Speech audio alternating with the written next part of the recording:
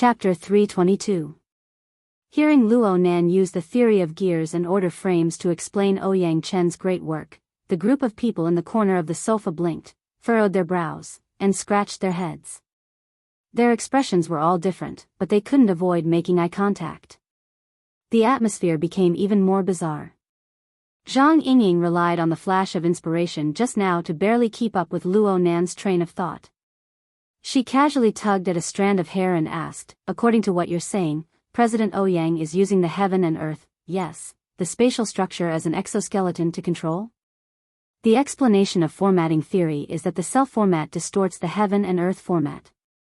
Perhaps the heaven and earth format can also be explained as the coupling relationship of several relatively independent gear sets.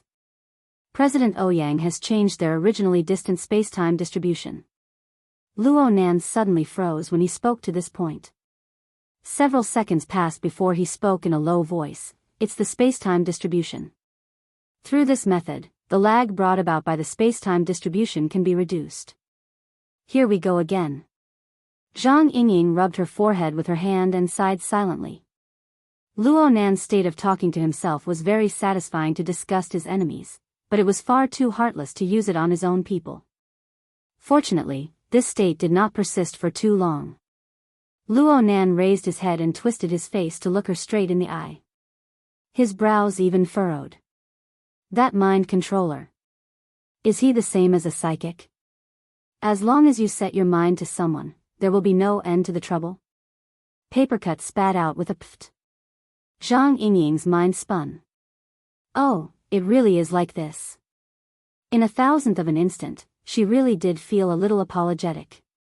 Then she chuckled as she extended her elbow and placed it on Luo Nan's shoulder. Half of her body moved closer to him, and she adopted the attitude of a brother. "Don't make random associations. Speaking of which, the spacetime distribution of gear sets is a very interesting way of saying it. Hey, isn't this the information that the people from headquarters want to know? Is it really okay for you to say it like this? I'm not saying it because some people have terrible attitudes." Luo Nan didn't believe that the logic world was some sort of secret. Perhaps Wang's actions could barely be considered a secret, but Yueyin had never warned him about this matter. The people from headquarters simply didn't have the patience to ask. Zhang Yingying pursed her lips. "You make it sound so easy. I asked the boss about Wang's matter, but she didn't explain it in detail. That might be because she doesn't understand formatting theory." Luo Nan knew that the boss Zhang Yingying spoke of was the illustrious and famous Her Majesty Empress Wu. But out of a subtle thought, he still made a joke. "From what I can see, the facts are quite clear. It was President Ouyang's actions that gave Wang convenience. He took the opportunity to lock onto a place that was originally very far away. He took a shortcut and jumped over. No one could truly understand his formatting theory and coupling theory, but his descriptions were logical and clear. Zhang Yingying and the others could imagine what would happen. Luo Nan didn't want to be labeled as a mind controller in his muddle-headedness. He had no concept of this title at all, so he asked, "What's the occupation of a mind controller?" "It can be considered as an advanced level of hypnotist. They specialize in manipulating people's minds and are highly sought after in the various orders. The weaker ones can be in charge of preaching, the stronger ones can become the core priests, and there are a few who can directly become the leader of the order. By the way, we haven't had this lesson yet?" The one who spoke wasn't in the circle of sofas. Instead, it was Bamboo Pole, who had just walked into the corner of the sofa. He was an expert in the study of secret orders. He had given Luo Nan the shorthand of the important people of the world course. The strong ones of the various major orders were a very important component. Luo Nan shook his head. He had no impression of them. He saw Yueyin at this time. She was by Bamboo Pole's side, but he felt that she was a bit quiet and low-key. Luo Nan's four limbs were weak right now. His body's reactions were slow by half a beat. He could only wave his hand at the two who had arrived as a greeting. Shuelei, who was by his side, instinctively stood up to give his seat. He was worried that Yueyin and the others would be polite, so he simply jumped over the back of the sofa and went to the back. Since this was the case, He Yueyin thanked Shuelei and passed through the aisle of the sofa. She and Zhang Yingying just happened to sit on Luo Nan's left and right. The sofa was soft, and the three sat very close to each other. It was quite crowded. As for Bamboo Pole, he didn't join in the fun. He simply walked over to the bar in the corner of the sofa and occupied one of the only two seats. He asked for a martini and beamed as he watched the group of people rub against each other on the circular sofa. Papercut was a bit regretful when he saw this. He also wanted to have a drink or two. He got up and said in a loud voice, "Give me a rum and coke." Bamboo Pole shook his head, "Save a seat. Cragburst will be here in a bit. With his size, he shouldn't be tormenting you guys."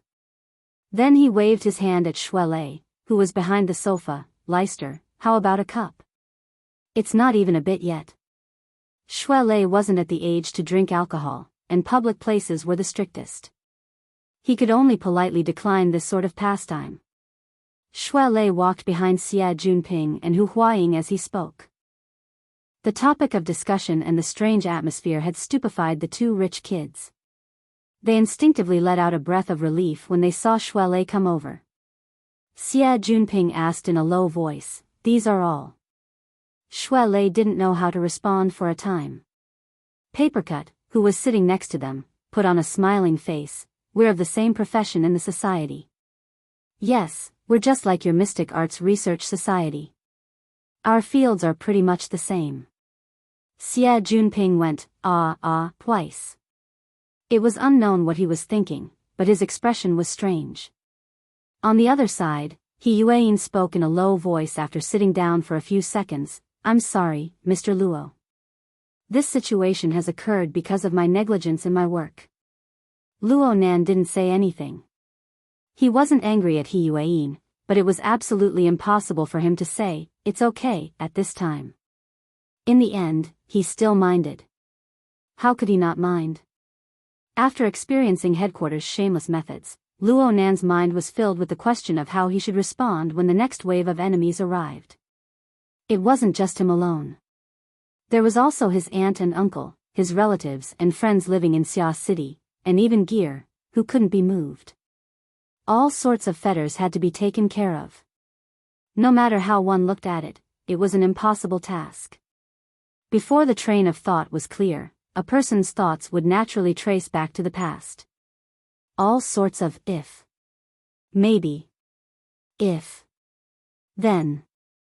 And so on, along with the corresponding emotions of complaint, regret, and so on. Luo Nan didn't have the mental strength to imagine things that didn't happen, but those fuzzy emotions still existed more or less. Following He Yueyin's straightforward apology, they were like bad wine that hadn't finished fermenting. They broke through the walls of the barrel and splashed out. He didn't have the leisure to ponder over his words. He spoke bluntly, "I need a solution. Me.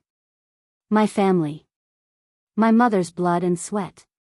That group of scum. They can do anything." He had said these words to Shuelei. He had said them to himself. Now, he was saying them to He Yueyin. In the beginning, he was speaking rationally. Now, he was venting his emotions. He Yueyin responded in a deep voice, "President Ouyang has already sealed off headquarters maintenance authority on the psychic wave network. Gong Qi and his group will leave Xia City tomorrow morning." Luo Nan wanted to continue listening, but the words were cut off. He turned his head to stare at her. "And then? The branch is currently researching the relevant security plan. I'm fully responsible for the specific matters. Over." The sofa corner immediately sank into an absurd silence. Luo Nan was stunned. He only spoke after a while, "That's it? What about the specific actions? Staffing? Are there any guarantees? This sort of thing." Papercut saw that the situation was far from good. He instinctively acted as a peacemaker. "Nanster, it's not that the secretary isn't doing her best. It's just that the unrestricted warfare of ability users against ordinary people is a worldwide problem. The types are ever changing. It's impossible to prepare a contingency plan. The secretary says that she's fully responsible. She'll certainly shoulder it. Everyone will do their utmost, right? Papercut's intentions were good, but Luo Nan's heart sank the more he listened. He absolutely didn't doubt Yuan's sense of responsibility, but this feeling of not necessarily being effective even if they tried their best seemed to be heading toward the worst possible outcome. Luo Nan understood clearly that if he were to have the thought to kill any ordinary person in Xia City right now, he would probably need Ouyang Chen and Her Majesty Empress Wu, who he could not understand, to protect him from the side. Only then would he be able to defend himself. Aside from this, any conventional security measures would be meaningless. It would be useless even if Yuan mobilized the army to surround the target so tightly that not even a drop of water could trickle through. There were perhaps very few ability users who possessed methods like his, but there was no lack of powerhouses at the same level or higher. There was even the Order of Justice and Quantum Corporation. Powerhouses from various places would converge. Wouldn't the corresponding methods be ever-changing? All right, how did he end up standing on the opposite side of these powers? Luo Nan only had a vague answer in his mind. He wasn't willing to hastily come to a conclusion. He just took a deep breath, leaned his upper body forward, and rested his elbows on his knees for support. He hung his head in contemplation. No one followed up after Papercut's terrible consolation. There was another long period of silence, so long that it was suffocating. Speaking of which, there were no misunderstandings between them. But because of the enormous difference in the pressure they bore, they lost the foundation for deep communication, making it hard for this topic to continue. But there were some things that could not be avoided. Luo Nan was a member of the society, but the society was unable to give him help and protection. The upper echelons of the society even persecuted him. The difference between the branch and headquarters, or a promise or two, was not enough to fill this absurd crack. As for Yuan, she didn't want to say much. Ever since she arrived at the society, she had always been in charge of confidential work. She tried to change the situation of the society, leaking information everywhere. But strictly speaking, the leak of Luo Nan's information and headquarters actions were all her responsibility. It was also her greatest setback after retiring from the military. She had to reflect. And so the two sat shoulder to shoulder. One was ramrod straight, and the other was stooped. They both sat quietly. The others looked at each other in dismay, finding it harder and harder to open their mouths. Oh, it's only been a while, but it's getting lively.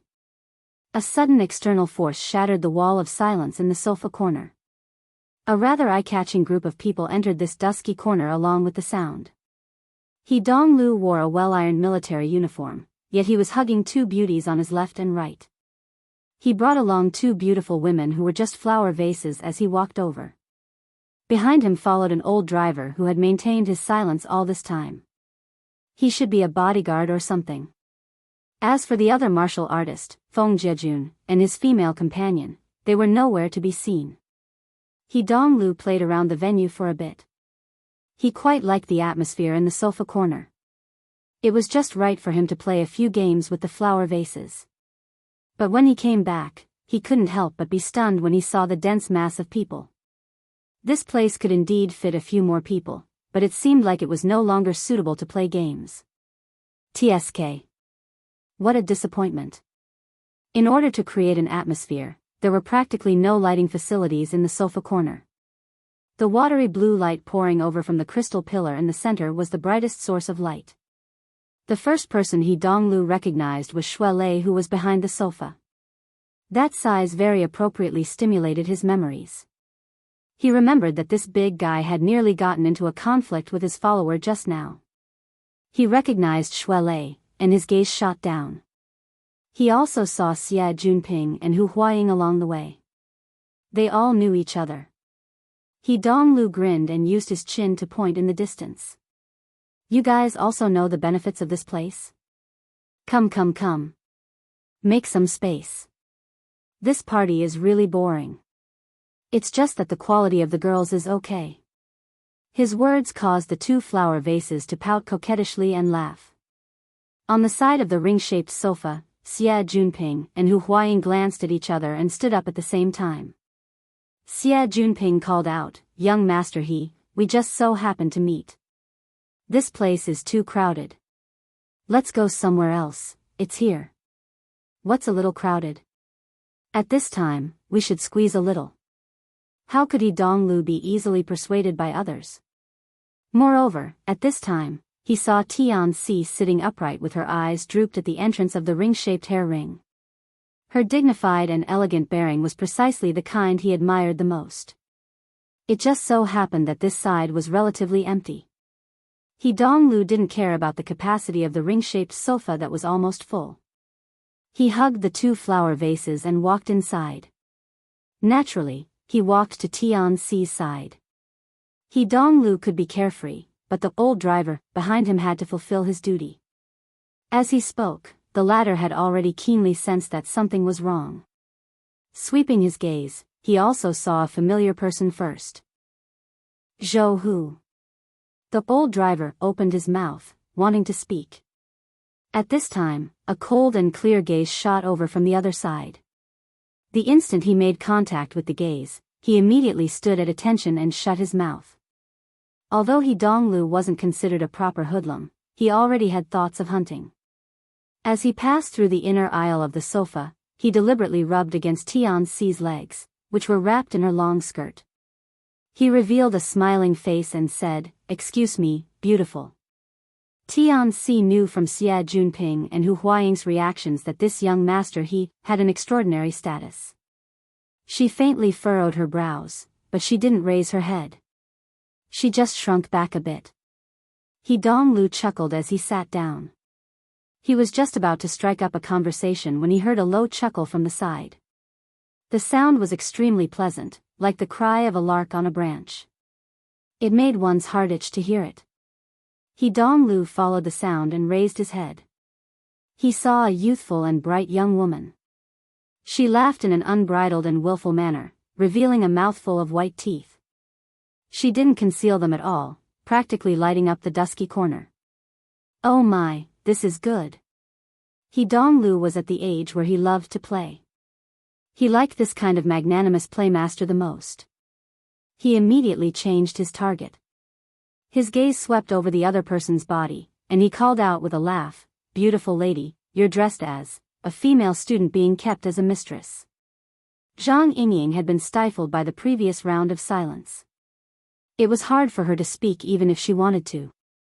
Naturally, she was incomparably cooperative when she saw that there was something fun to be had. She beamed as she hugged Luo Nan's arm and shook it.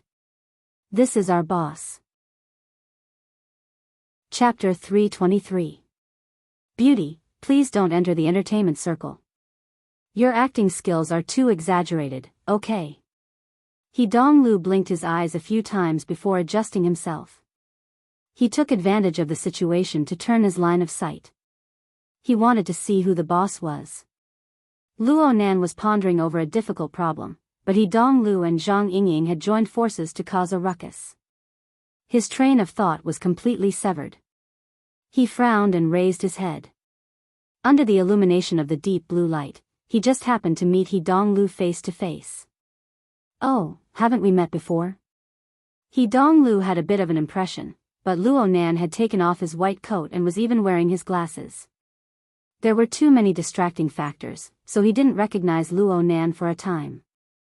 Xie Junping smiled as he introduced, "Oh, it's Nanster. We just met here." He Donglu had seen many people tonight, so how could he remember so much? However, he shot a glance at the large man standing behind Xie Junping, and a light bulb went off in his head. He remembered this group. The one that left the deepest impression was actually Shuelei, the martial artist. He had nearly gotten into a conflict with his other follower. As for Luo Nan, who was playing the role of a psychologist, He Donglu could only barely say that he had some impression of him. "Oh, I've seen him before. What's up? You changed your role. Do you think that being a boss is more promising?" Luo Nan glanced at him, but he didn't respond. He Donglu didn't mind. He didn't give Luo Nan any space to speak, so he directly gave his evaluation. "This move is quite creative. Most importantly, it's interesting." It's just that you're wearing it. It's a bit lacking in professionalism. Especially the glasses. What a failure. Bro, your face is tender to begin with. Now that you're wearing this featureless prop, you look like a student even through the crystal pillar. Zhang Yingying followed up, you're a big boss. There's nothing wrong with being a bit casual. It's good to be surrounded by followers. You see, secretaries, lovers, followers, bodyguards, a whole bunch of them. She drew a circle with her slender fingers. Behind her, Shuelei was tall and strong, and looked like a bodyguard. He also had a corresponding sense of duty. However, most of the followers sitting on the sofa could only roll their eyes. Of course Donglu knew that this was a joke. He laughed out loud and habitually raised his arms, resting them on the shoulders of the two pretty faces.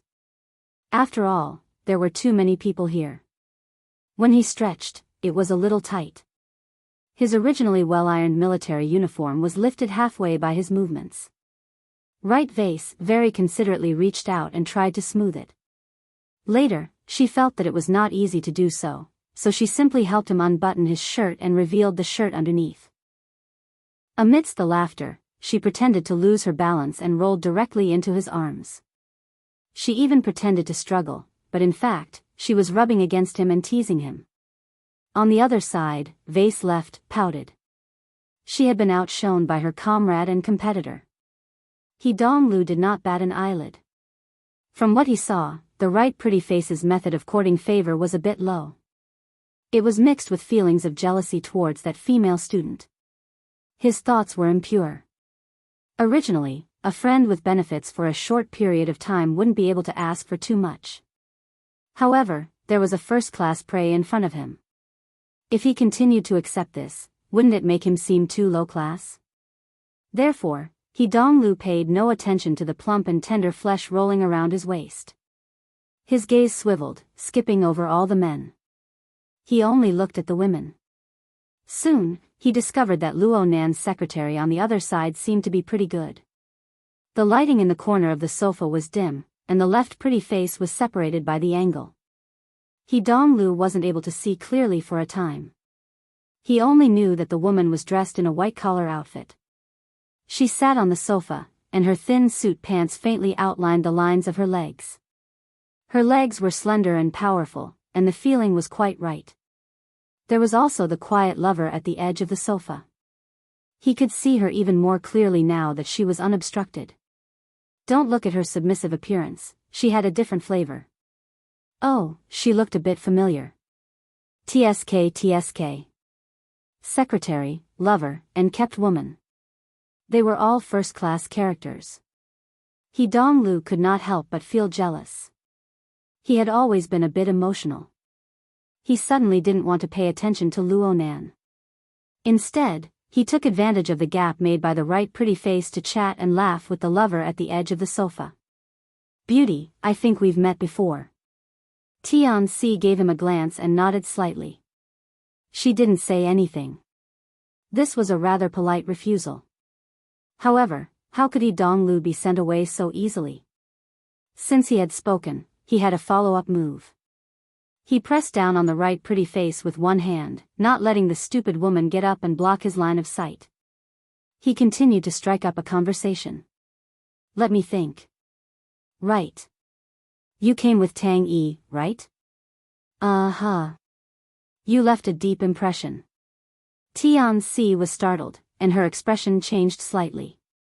Donglu had already achieved his goal. He even moved his body closer to Tianxi. He deliberately lowered his voice. You just happened to separate from Tang Yi when I saw you just now. What a pity. I didn't even get to know you. May I ask for your name? His extremely oppressive movements forced Tianxi to shrink back a bit. But then, this beautiful woman's reaction made Donglu depressed. Tianxi's gaze went over his shoulder and cast toward Luo Nan. Clearly, her instinct still cared more about Luo Nan's opinion.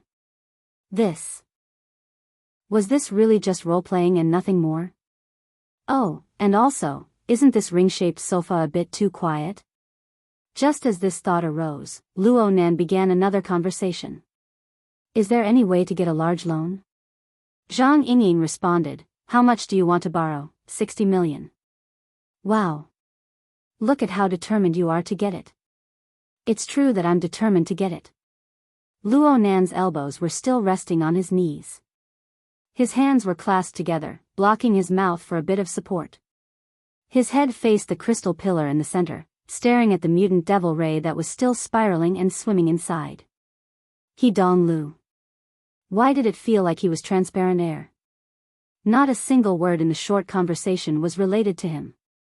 Even though he had brought 2 flower vases and forcefully entered, even though he had brought out the topic of role-playing, and he had even taken liberties with his lover. The sofa corner circle had not given a serious response. They had even ignored him. Please. No matter when or where he, young master he, went, he was always the center of attention. He was the center of the stage. When had he ever encountered this sort of treatment? Was it on purpose? He Dongluo's gaze turned cold. He looked at the more familiar Xia Junping and Hu Huaying, but he discovered that the body language of these two seemed to be quite awkward. It was quite different from the cold and quiet feelings of the other people. Something's wrong. He had always felt that Luo Nan was a friend or follower of Xia Junping and Hu Huaying. Naturally, the group of people in the sofa corner were of the same type. It was only natural that they should be a gathering of rich second generations. But now it seemed that this way of thinking was unreliable. He was familiar with the younger generation of the military and government figures of Xia City. He was a bit unfamiliar with the business world, but he still had some concept of it. Yao Feng had also introduced Xia Junping and Hu Huaying to him before. Behind them was an extremely representative regional financial group of Xia City. They had been operating for several decades, and their industries covered every corner of the city. They were absolutely not something that could be summarized in the medical group, ranches, and the like. Xia Junping and Hu Huaying, especially Xia Junping, should be core figures in any circle of rich second generations in the business world. But their current seating, their tone, and their demeanor were all eccentric and out of sync. There was also the youthful and bright female student. She said things like boss, follower, lover, bodyguard, and so on. Though she was mostly teasing and joking, the group of people sitting on the sofa actually didn't jeer or retort, regardless of whether they were happy or not. There was a faint sense of closeness within them. It could even be said that they had a superior and subordinate relationship. This was a model that the loose circle of rich second generations could never achieve. He Donglu was a big silk pants, yes, but he had been in a military and government family for a long time. His brain had never been lacking. Once he discovered a problem, his gaze swept over everyone's faces once more. This time, the objects of his observation weren't limited to beautiful women. He finally discovered that aside from the ones he paid attention to, the remaining few were all relatively old. They didn't have the slightest bit of scholarly air. They shouldn't belong in the category of participating in the party. He observed others, and others also looked at him. The emotions in their gazes were subtle. What's the meaning of this oldest guy staring at me like that? He looks quite familiar. Old Zhou? Fuck. He Dongluo's scalp suddenly tingled. His gaze drifted, and he instinctively avoided the gaze that was brimming with deep meaning. Then, his drifting gaze finally caught a glimpse of his own bodyguard, the old driver. He didn't even take a seat. His gaze was looking straight ahead, and he stood ramrod straight. He was perhaps even more serious than he was back in the army. At this time, Yao Feng made a phone call. Xia Junping contacted him, and the other side immediately asked, "Have you seen young Master He?" They just happened to be together. "It's Yao Seer." Xia Junping made a slight gesture towards He Donglu. Seeing that the latter didn't respond at all, he reported the location. "He's at the corner of the sofa in the bar." "Don't." He Donglu suddenly spoke. He suddenly stood up, giving Xia Junping a fright. He only saw He Donglu chuckle and reply, "There's no need for him to come. I just happen to have some business with him. See you guys later." Xie Junping looked over, stunned. Hu Huaying's expression was more or less the same. As for the two flower vases at He Dongluo's side, they were even more dizzy. They stood up at a loss of what to do, completely unaware of what was going on. It was good to stand up, especially the flower vase on the left. Her posture was perfect. She helped him block the other side's line of sight. He Dongluo only considered himself to be a role model of the new era, deceiving one's ears while stealing a bell. He didn't say anything else and headed outside the ring-shaped sofa. Tianxi subconsciously moved to the side to make way, but at this time, a swift and fierce tall and sturdy figure arrived. He raised his voice and laughed, "Oh my, so many people. Are there any seats left?" Crag Burst had arrived. Before his laughter faded, He Yuan coldly said, "Stand." Huh? Crag Burst stared blankly for a moment. He then saw a certain young man in a military uniform in the aisle of the ring-shaped sofa. His clothes were untidy, and he was about to take a step and jump out. He immediately came to a realization. He had always been a man of action. His large hand, the size of a cattail leaf fan, stretched out and pressed down on the young man's head, directly pushing him back. Crag Burst's thick and long fingers pinched He Dongluo's head like a ball. His palm blocked He Dongluo's mouth and nose, stifling He Dongluo to the point where his eyes rolled back. Since birth, when had he ever been treated like this? Even if it was only for an instant, it was enough for him to remember it for a lifetime. Especially Xie Junping and Hu Huaying's stupefied appearance. It fully displayed the effects of this absurd play. He had finally been placed in the center of the stage, but he was playing the role of a freaking clown. An utterly terrible mood rushed to his head. He Dongluo's face flushed red. Crag Burst's palm had just moved away when He Dongluo stomped his feet and shouted, "He Yuan, is this how you treat your little brother?" The sofa corner suddenly turned silent. Truly, many people needed to adjust the way they stabilized their facial muscles. But soon, Zhang Yingyin used a loud whistle and laughter to announce the failure of the adjustment. "Wow, Secretary He, you two siblings really complement each other." Pfft. Cough cough cough. Papercut also broke down. He laughed and coughed. He even had to raise his hand to express his apology to He Yuan. He Yuan didn't care. He Dongluo didn't care about hunting targets and the like. He glared angrily at Zhang Yingyin and the crowd of onlookers who were watching the show. Countless vicious thoughts flipped through his mind. But soon, He Yuan issued a new order. "Take it off." These words came out of nowhere, but He Dongluo understood in an instant. His face flushed even redder. He shouted, "Sis, leave me some face. This isn't a real military uniform. It's cosplay. A prop." He Yuan didn't say anything. She merely raised her head from the thick shadows and cast her clear and cold gaze. The left pretty face had long since been stupefied by this scene. Her legs went soft, and she fell back onto the sofa.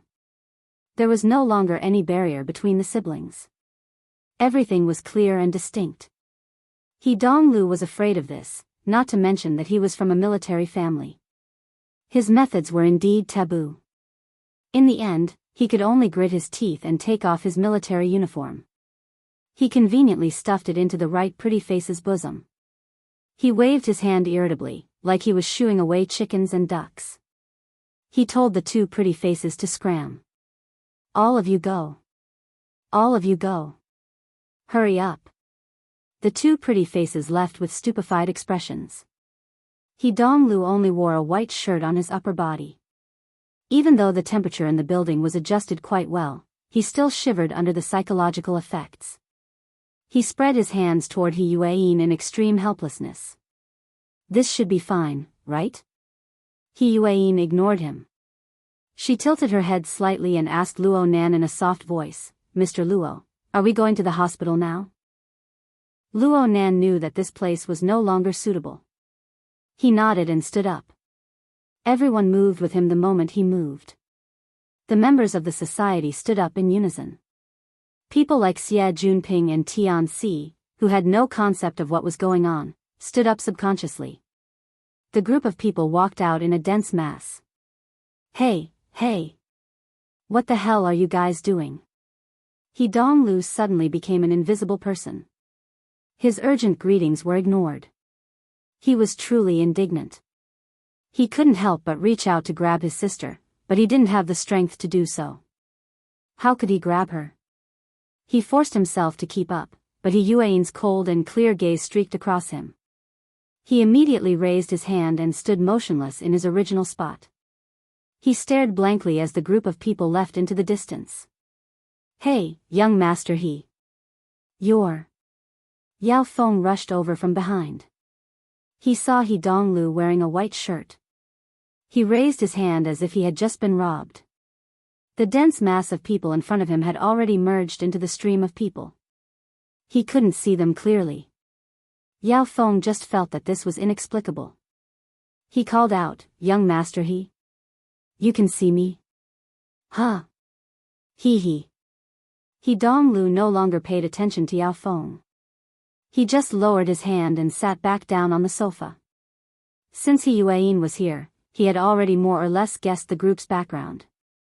Everyone in the family knew where Yuan's focus of work was during this period of time. A group of arrogant soldiers and valiant generals. Criminals outside the law. He Donglu was still gnashing his teeth a bit, but he was confused in the blink of an eye. Secretary? What the hell? He Donglu tried to recall Luo Nan's face, but he was affected by his glasses and the dim lighting. He was unable to remember Luo Nan's face clearly. His mind spun a few times, and his impression became even more blurry. He leaned back, nearly giving up. But an exceptionally clear picture inexplicably flipped over in his mind. In the dusky region, the ripples of light were faintly discernible. Luo Nan and He Yuan sat side by side. One was stooped, the other upright. And wasn't the distance a bit too close? Chapter 324. October 28, 2096. 4:55 in the morning. Luo Nan's consciousness floated up from the chaos. It was neither close nor distant. He hadn't opened his eyes yet, but the Hexaear had already projected a portion of useful information into his mind. It represented the beginning of a new day. Sunday's class schedule was updated and adjusted. Outings were arranged. Gear's repair progress was made. Grandfather's condition was briefed. The latest battle situation regarding the logic world was on the internal forum. The series of information that had already been sorted out lit up on the Hexaear's interface. Luo Nan's mind swept over, and he received the information one by one. But he didn't read it in detail. He just stretched lazily on the bed and adjusted his posture a bit. He laid perfectly straight and relaxed his body. Right now he was lying on the bed with his hands crossed behind his head. As his body turned, the back of his head rubbed against his palms, making rustling noises. The warmth of his palms passed through a thin layer of hair and rotated on his scalp. But no matter what, it was unable to seep down. Instead, there was a slight coolness that seeped out from the inner layer of his scalp. This feeling was very wonderful. The interior of his brain cavity was empty. It was as if his brain tissue had melted away, leaving behind only the eye's orifice that was gradually becoming complete. The external neuron that revolved and twisted. It was neither close nor distant. It seemed to be separated by an invisible curtain. It was no longer like 2 days ago when sparks of electricity were crackling everywhere. But upon careful contemplation, there was a wisp of cold air passing through. In a trance, that area seemed to have sunk in. It was impossible to see the bottom. It led directly to another indescribable dimension. Right now, a cold wind blew from within, filling his entire skull with a chill. It was as if his forehead had caved in with a hole. Luo Nan grimaced with his eyes closed. His consciousness was a bit erratic. That cold and gloomy stream of air was like a long thread, pulling in enormous waves of grayish-white clouds. It churned and rushed into the depths of his brain. It opened up his mind, which was originally restrained in one place, to accommodate the unfathomable vast world of reality and illusion. He slowly opened his eyes. The room was dark. Only the residual light of the street lamps in the neighborhood passed through the window screen, giving the room a bit of brightness. It faintly outlined the outlines of various furnishings. Luo Nan's current level of cultivation in the eye's orifice gave him the ability to see in the night.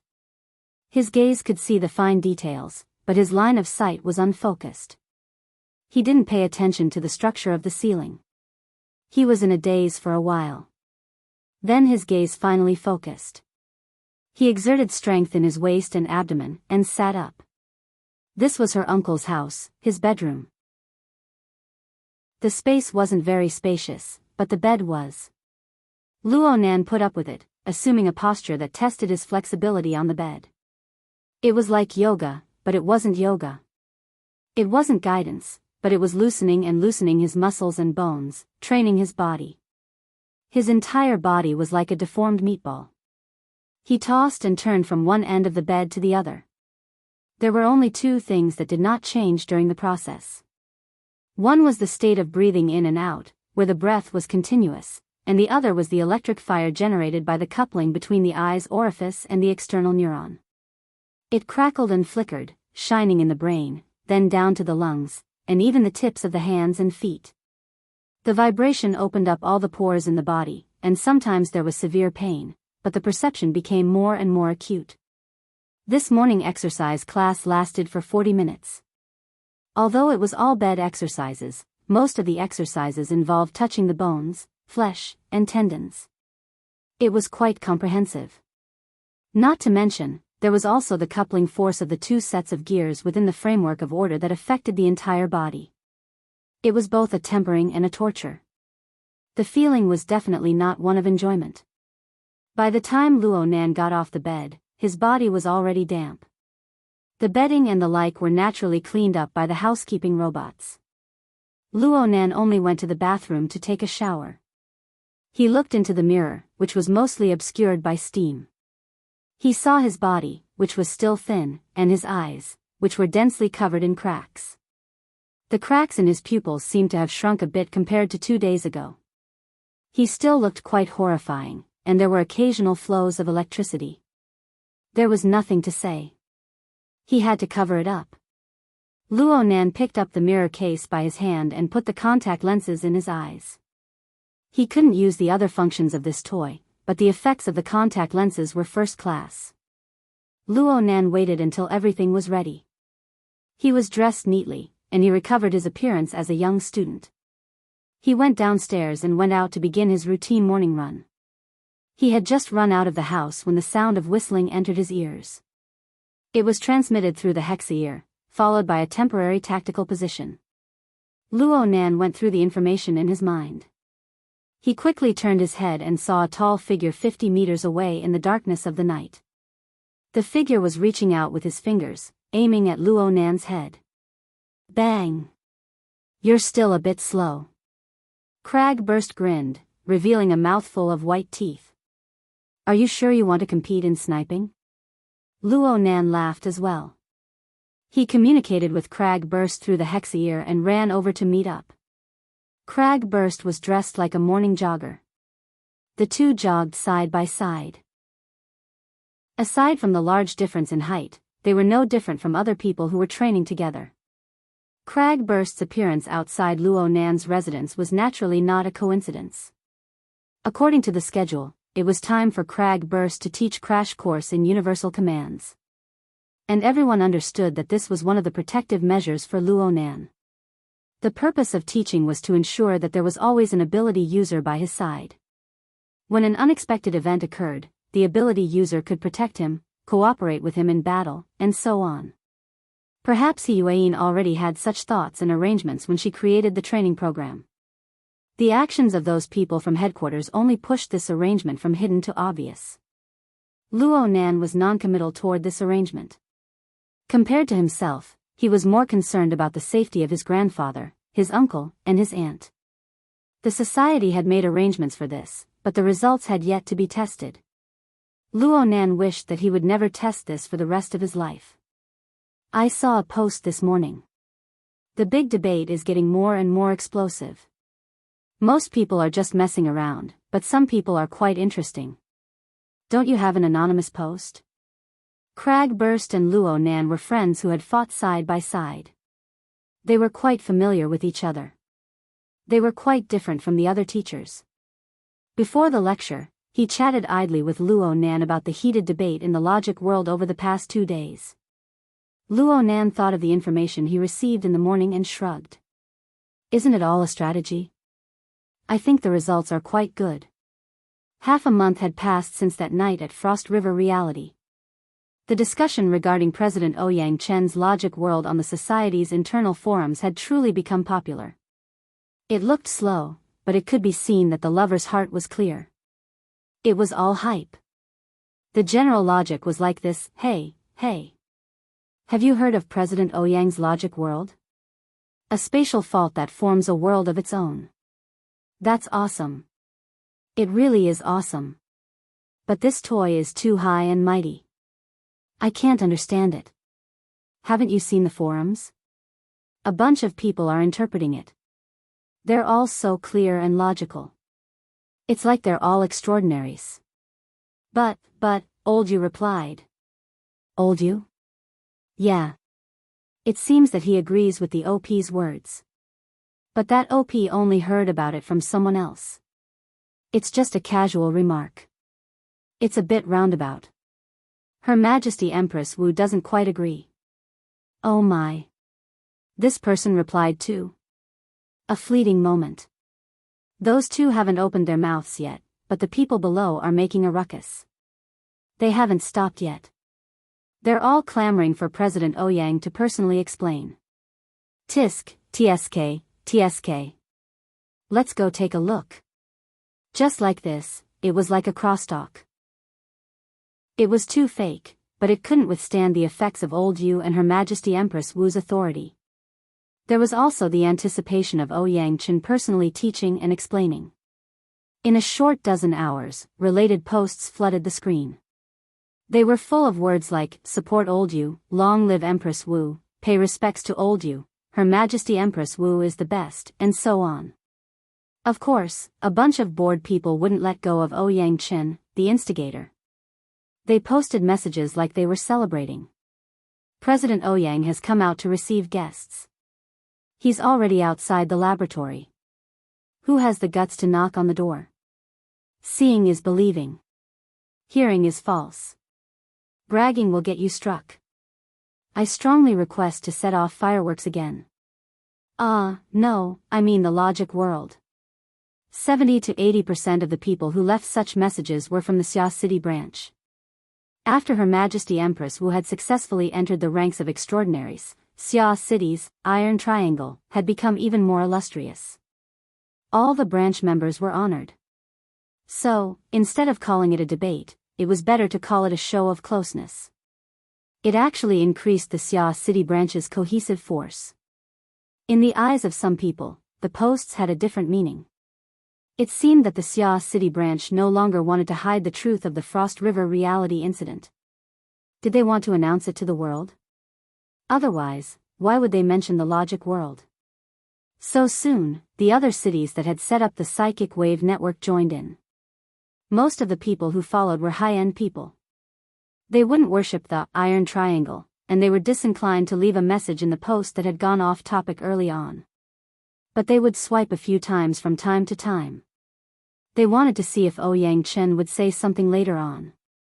They wanted to see if he would reveal any useful information. And this was the effect of the hype. The attention of those people would be pulled to the side of the Iron Triangle. They wouldn't talk about Luo Nan all the time. These were the 3 big shots of the Xia City branch. They were diverting the pressure from Luo Nan.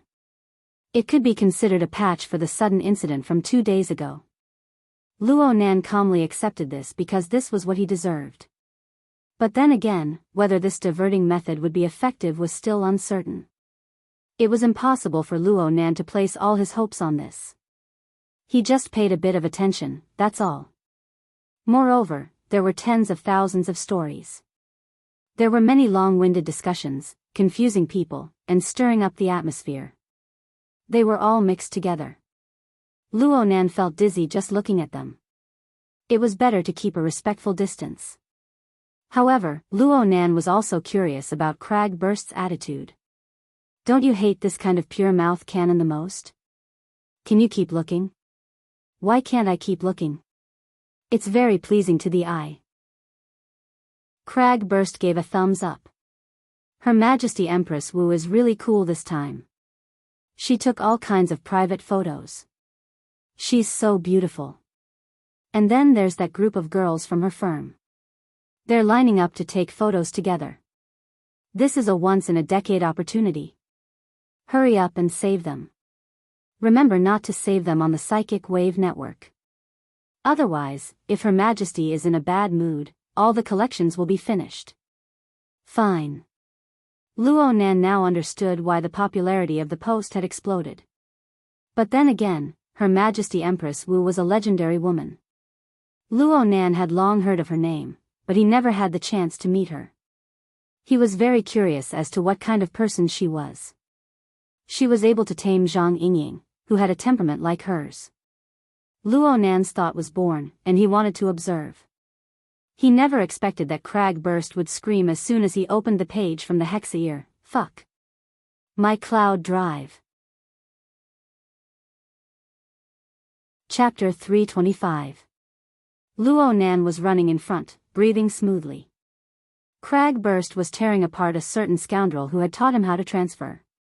The two were connected through the Hexaear, but Crag Burst howled in his excitement. You said transferring is the only way to be safe. What's going on now? Virus? Is the Martial Empress so bored that she planted a virus in her balls? Oh right, she doesn't have any balls. The latter half of his voice was very low, but it soon rose up again. You don't know? I listened to your fucking introduction and used your transcoder to transfer the files. Huh. Of course it's yours. Why would I use it for anything else? F***CK. You're wailing. Crag Burst grinned as he spoke, reversing his mood. Oh my. I heard about your super high-end super high-capacity archive. It turned to ashes just like that? That's quite a pity. Crag Burst ended the communication with a big laugh. He felt that he finally had someone to take with him, even though the person was a bit thinner. He impatiently explained to Luo Nan, it's that bastard bamboo pole. He's really hurt himself this time. He reaped what he sowed. Luo Nan didn't have that kind of agitated experience. He wasn't a veteran like Crag Burst or Bamboo Pole. He just followed along and asked, isn't it troublesome to transfer from the psychic wave network to the internet? I heard so. But it's fine as long as we know how to use the tools. Bamboo Pole wrote a few small programs that are quite easy to use. Of course, he's screwed this time. Is it a simple information transfer, or is it an interference and coupling between the mental and material planes? Don't. Let's not talk about this. You can just ask Bamboo Pole later. Crag Burst immediately called for a stop. He wasn't interested in pure theory at all, especially with Luo Nan's fierce reputation. If Luo Nan really got up early in the morning, it was as if he had drunk 3 liters of alcohol. His day would be wasted. Crag Burst admitted defeat, but Luo Nan was a bit regretful. Right now, he was very interested in all phenomena and theories that could involve format conversion, interference coupling, and so on. His breakthrough 2 days ago had opened a door to him. The door was full of treasures, but there were far too many treasures. He hadn't completely sorted them out yet. He needed to continue working hard. Luo Nan's morning running exercise had just begun. He thought for a bit and changed the topic. I still haven't thanked you. Crag Burst waved his hand. How could that be? This sort of mission is easy and convenient, and you get points too. Only your secretary would be so considerate in arranging it. No, I'm not talking about that. I'm talking about the analysis of winning and losing factors and the mentality of facing the enemy. What you told me was really useful and helped me a lot. Let's talk about some experience. If we can use it, it means that we have a tacit understanding. Crag Burst rubbed his big bald head. He was quite proud of himself. He gave Luo Nan another thumbs up. You were able to find a concept that suits you so quickly. You're quite amazing. Oh right, I heard from Zhang Yingying that it's called coupling. To be precise, it's formatting theory. Coupling is a type of application. It turns theory into reality. Luo Nan knew that Cragburst didn't want to listen to theory, so he didn't say too much. According to Cragburst's suggestion, one must have an unshakable conviction when facing a powerful enemy. That conviction must be established upon one's most irreplaceable advantage. Luo Nan didn't hesitate too much. He chose formatting theory. Only a complete set of laws and rules established upon the foundation of formatting theory could be an irreplaceable element fused into his bloodline. It was formatting theory that brought him inconceivable experiences. It presented the marvels of the dark side of the world to him. It allowed him to know what others didn't know. It allowed him to see what others didn't see. It also gave him the authority of certain laws and rules. And what was even more fortunate was that he was able to comprehend his mother's coupling theory in time. He borrowed the heart lantern of the eye's orifice that Xiao had taught him to put the capital of formatting theory into practice. He could completely use a lofty tone to speak to an ability user like Black Beetle like that. You can't see what I can see. You don't know what I know. You can't compare to what I can control. You can't reach where I'm at. Frankly speaking, this feeling wasn't bad.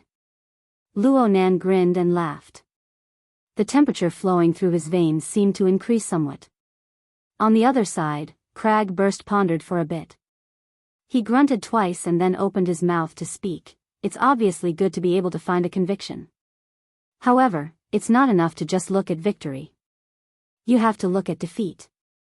There's no one in this world who can win forever and never lose. It's said that President Ouyang was beaten to the point of questioning life when he was young. When that time comes, it will be time for you to be tested. Luo Nan turned his head to glance at him and nodded. I'm prepared. A bit of mental preparation is absolutely not enough. Cragburst gave a piece of advice as someone with experience.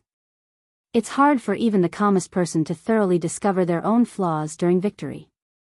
But after a crushing defeat, mistakes will be magnified. It's far too hard to maintain a normal state of mind. Therefore, it needs to be tough. It needs to be quenched and polished over and over again. In the end, the existing structure needs to be completely smashed to pieces. Only then can a good piece of steel be refined. The most taboo thing is to sway left and right. It's self-denial. I know what you mean. Luo Nan continued to smile. The warm breath he exhaled from his mouth and nose was as smooth and long as before. But don't worry. I have no other choice. The blow of failure had arrived a long time ago. The current situation of the 3 generations of the Luo family was the clearest manifestation of this. But since his grandfather, mother, and perhaps even his father, all of his flesh and blood had poured their blood and sweat into formatting theory, Luo Nan was destined to be the driver and reviser of formatting theory before it crashed, even if it appeared to be a sports car that had gone out of control at high speeds. Therefore, Luo Nan didn't have the powerful conviction to use formatting theory to defeat all powerful enemies. He only had the resolve to live with it and die with it. Luckily, the road ahead was still marked by coupling and the existence of gear. There was still light. There was still hope. Luo Nan originally wanted to say something after his smile faded, but he didn't say anything in the end. His feet didn't stop. He raised his head to look ahead. The morning light gradually revealed itself behind the flower walls of the courtyard in the residential area. Even though there were layers upon layers of high-rise buildings, the clear outline of the sky was reflected. He could see everything clearly. Luo Nan jogged a few laps with Cragburst before returning home. Even though today was Sunday, everyone in the family had their own plans. They didn't wake up too late. Even Mo Peng yawned as he lay on the living room sofa, playing games to pass the time. He didn't see Luo Nan enter the house. His uncle, Mo Hai Heng, was busy in the kitchen. He would insist on cooking whenever he had the time to prevent the entire family from suffering from the torment of the AI housekeeper or his aunt. As for his aunt, Mrs. Luo Shuqing, she just laid out the tableware and occasionally directed the AI housekeeper to tidy up the house. Luo Nan greeted her and went upstairs to wash up. Luo Shuqing just nodded. She didn't say much. It was hard to describe the cheerfulness between her brows. She glanced at Mo Peng playing games in the next moment and spoke in a cold voice, "Come over and help." Mo Peng raised his head in shock, but he didn't dare to let out a fart when he saw his mother's face. He tossed away the handheld terminal and walked over to act like an obedient child. The atmosphere in the house was a bit oppressive. It was like this all the way until mealtime. It was no wonder that such a situation occurred. Yesterday was Saturday. The family went to the sanatorium to visit their grandfather, Luo Yuandao. But it was different from last time. They practically didn't have the chance to have direct contact with Luo Yuandao. According to the sanatorium, the degenerative symptoms of the old man's central nervous system were becoming more and more severe. It further deepened the condition of his schizophrenia, causing his mood to be very unstable. Moreover, it was still worsening. If this continued, his mind and body would probably quickly collapse. There would be no possibility of saving him. Even though this was a result that could be predicted long ago, it was still hard for people to accept when it actually happened. Luo Shuqing was the only relative who was allowed to visit for a short period of time yesterday. Her mood entered an extremely downcast state after she personally witnessed her father's various conditions. Her mood didn't improve by much after a night. Because of this, the dining table was strangely silent during breakfast time. Luo Nan buried his head in eating. Thin slices of beef were paired with millet porridge. A dozen or so slices of meat were directly pressed into the bowl of porridge. The porridge was thick and scalding, and it was wrapped in the fragrance of meat. It went very well with the rice. He used the largest bowl in the family. His progress was also the fastest. It didn't even take 10 minutes for him to finish his third bowl.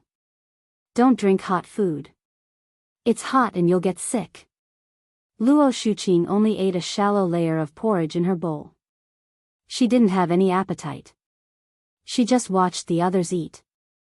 In the end, she stared at Luo Nan and opened her mouth to admonish him.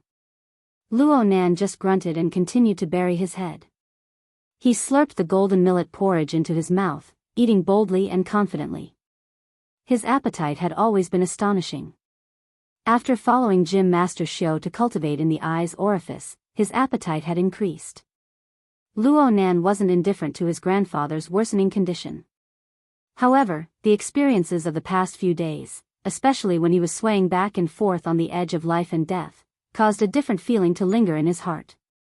There were actually many attitudes one could have when facing the pain of one's loved ones.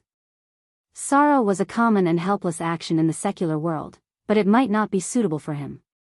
Luo Shuqing didn't get angry when she saw her nephew bury his head and eat. She just asked her husband, "Did Nan Nan gain some weight?"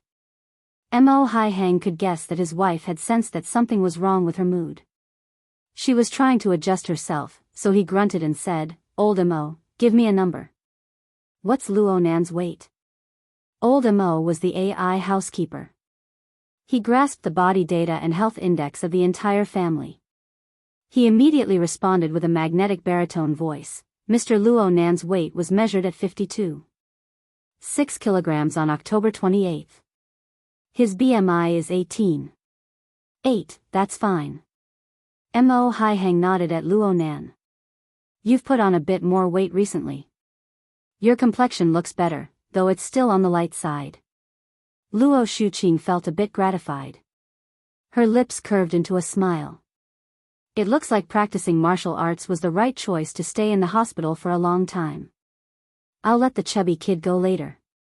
Mo Peng had been shot while eating. He immediately opened his eyes wide with an innocent expression. Luo Nan swallowed the piece of meat in his mouth and helped him out of this predicament. Gym Master Xiao is about to move. The dojo will be temporarily closed for business. Luo Shuqing furrowed her brows. Then what are you going to do? I don't go much. I just need to give some pointers occasionally. They only accepted me because of Leicester. This can't happen again. 2 days ago, Xie Junping wanted to join in on the fun, but he was rejected. Luo Nan didn't speak a single word of falsehood. At most, it was a bit exaggerated. Luo Shuqing stared at Mo Peng with a face full of disdain. You found a dozen excuses when I asked you to spar with me. Now you don't have a chance. Look at that belly of yours. The Mo family and the Luo family don't have anyone with a body like yours. Mo Peng was suddenly questioned about the purity of his bloodline. He was drunk. He couldn't help retorting, I'm still in my puberty period, okay? How am I supposed to grow taller if I'm skinny? Let's not talk about anything else. If I'm shorter than Moya in the future, am I supposed to blame you guys for being biased? Moya? Luo Shuqing suddenly laughed. You're talking about that unfilial girl who ran away from home? You don't need to worry. I'll break her legs when she gets back. Chapter 326. Madame Luo Shuqing unleashed her feudal aura when talking about Moya. She was decisive and decisive.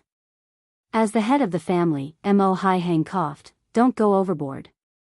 Luo Shuqing tilted her head and stared at her husband, overboard? Her little brother has been hospitalized several times, and her grandfather's condition has worsened. She's been away from home for nearly a month, and she hasn't called once a week. Her entire mind is on that band. Who's the one overboard? Luo Nan and Mo Peng glanced at each other. They buried their heads in their food. Of course, they couldn't tell their aunt, or mother, that Moya had rushed back to see Luo Nan the second time he was admitted to the hospital. She just hid it from a certain someone. Yes, Mo Haihang knew about it. He even covered for her. But right now, he still had a calm expression. It was quite admirable. Mo Peng saw that his father was acting beautifully, and his brain heated up. He blurted, she'll be back in a week. You can teach her a lesson when the time comes. Who's wrong? Is there anyone who curses their sister like that? Luo Shuqing shot him a cold glance. She seemed to be shifting her anger. Mo Peng stepped on a landmine. He buried his head back down with a face of grief and indignation.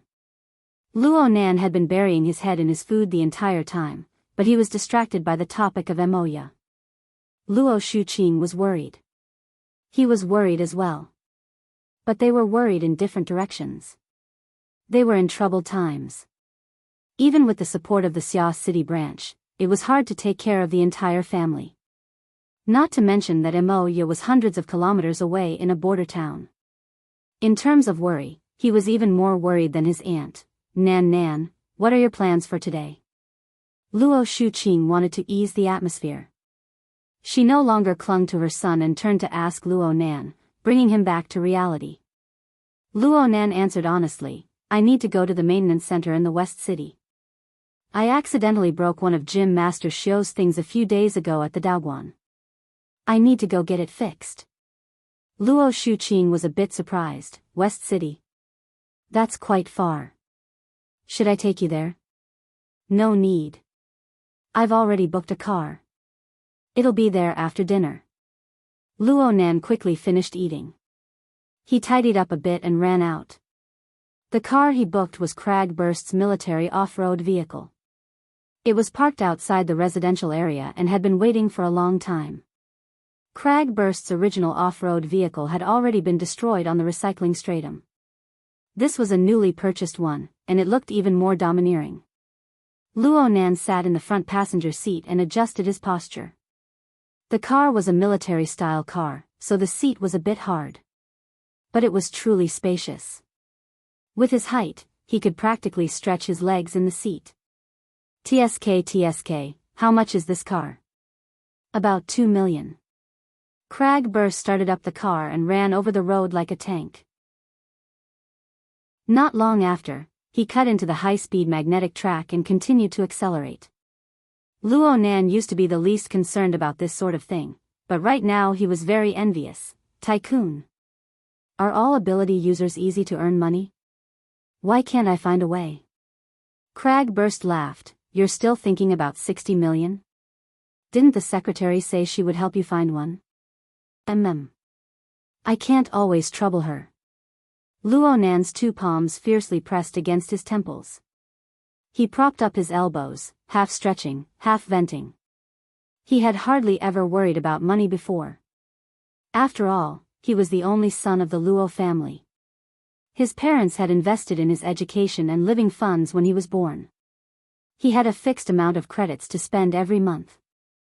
Add the doting of his aunt and uncle, and Imoya's financial support, and he was barely able to support himself even when he was conducting pharmaceutical research. But if he wanted to purchase the mutant devil ray in the crystal pillar of Ocean Sky Cloud City, the large sum of 60 million far exceeded his level of living. If he was still that stuffy research student and followed the prescribed routine, it wouldn't be easy for him to earn this much money in his lifetime. And now, he heard that the Yao family couldn't stand the destruction the devil ray was causing to the ecosystem within the crystal pillar. They were constantly contacting the next family.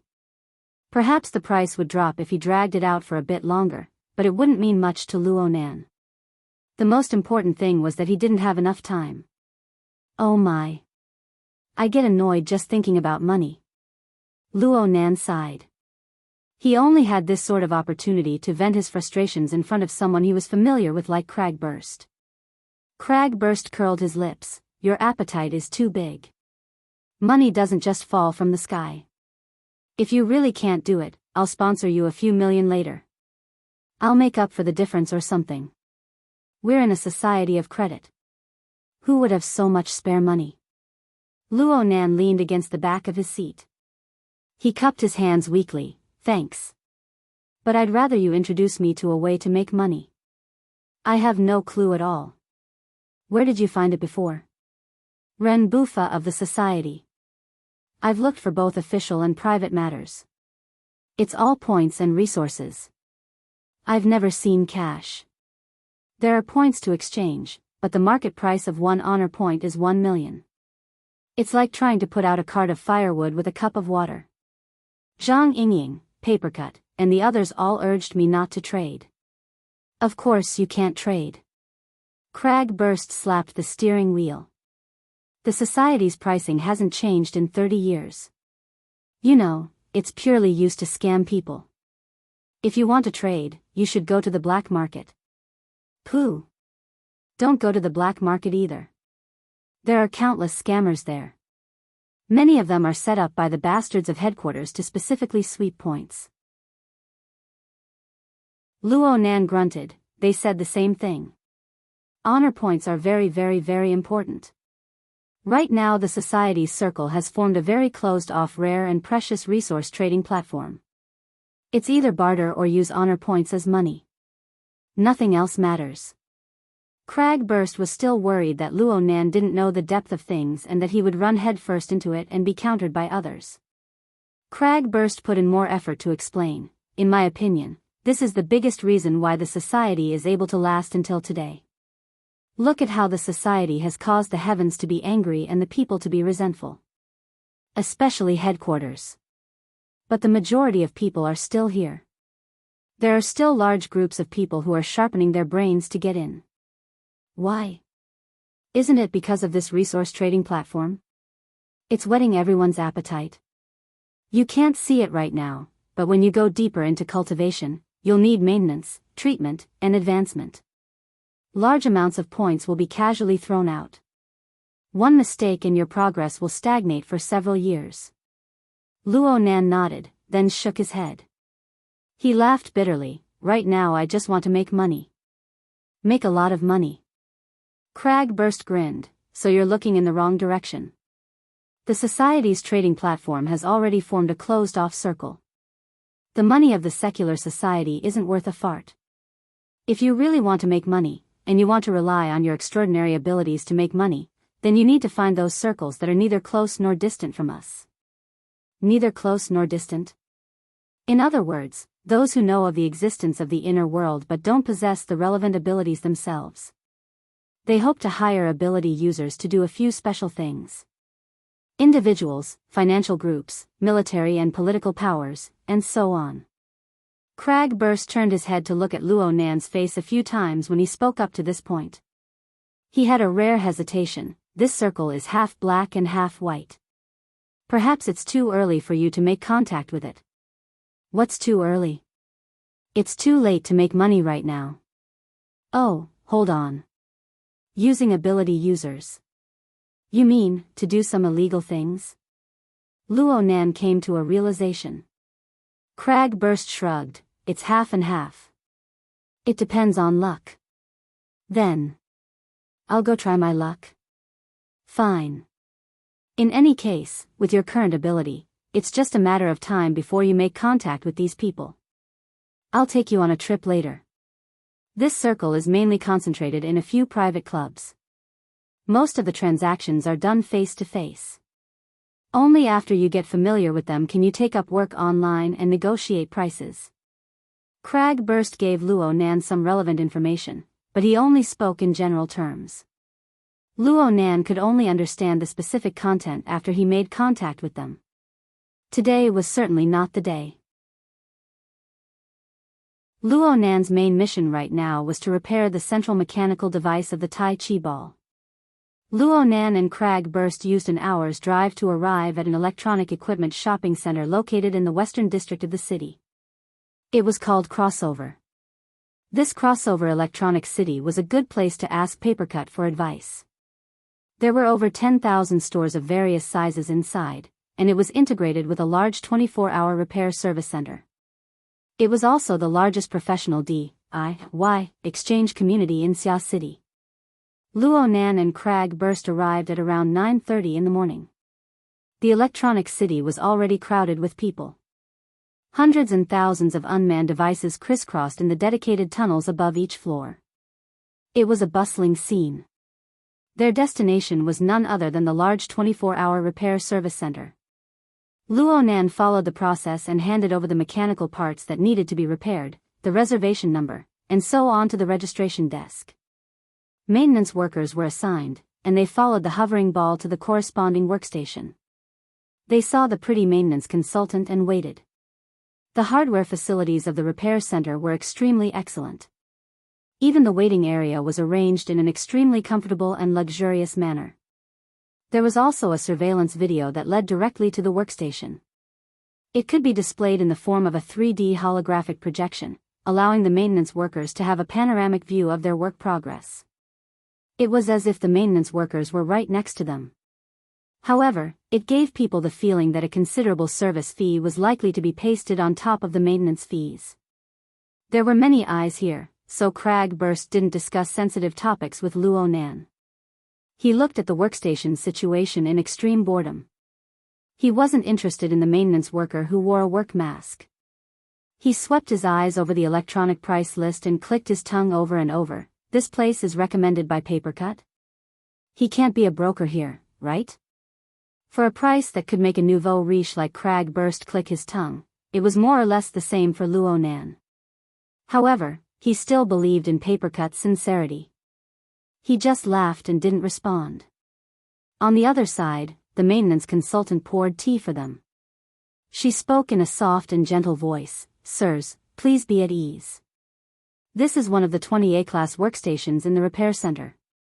The maintenance workers, related personnel, and equipment are all top-notch in Xia City.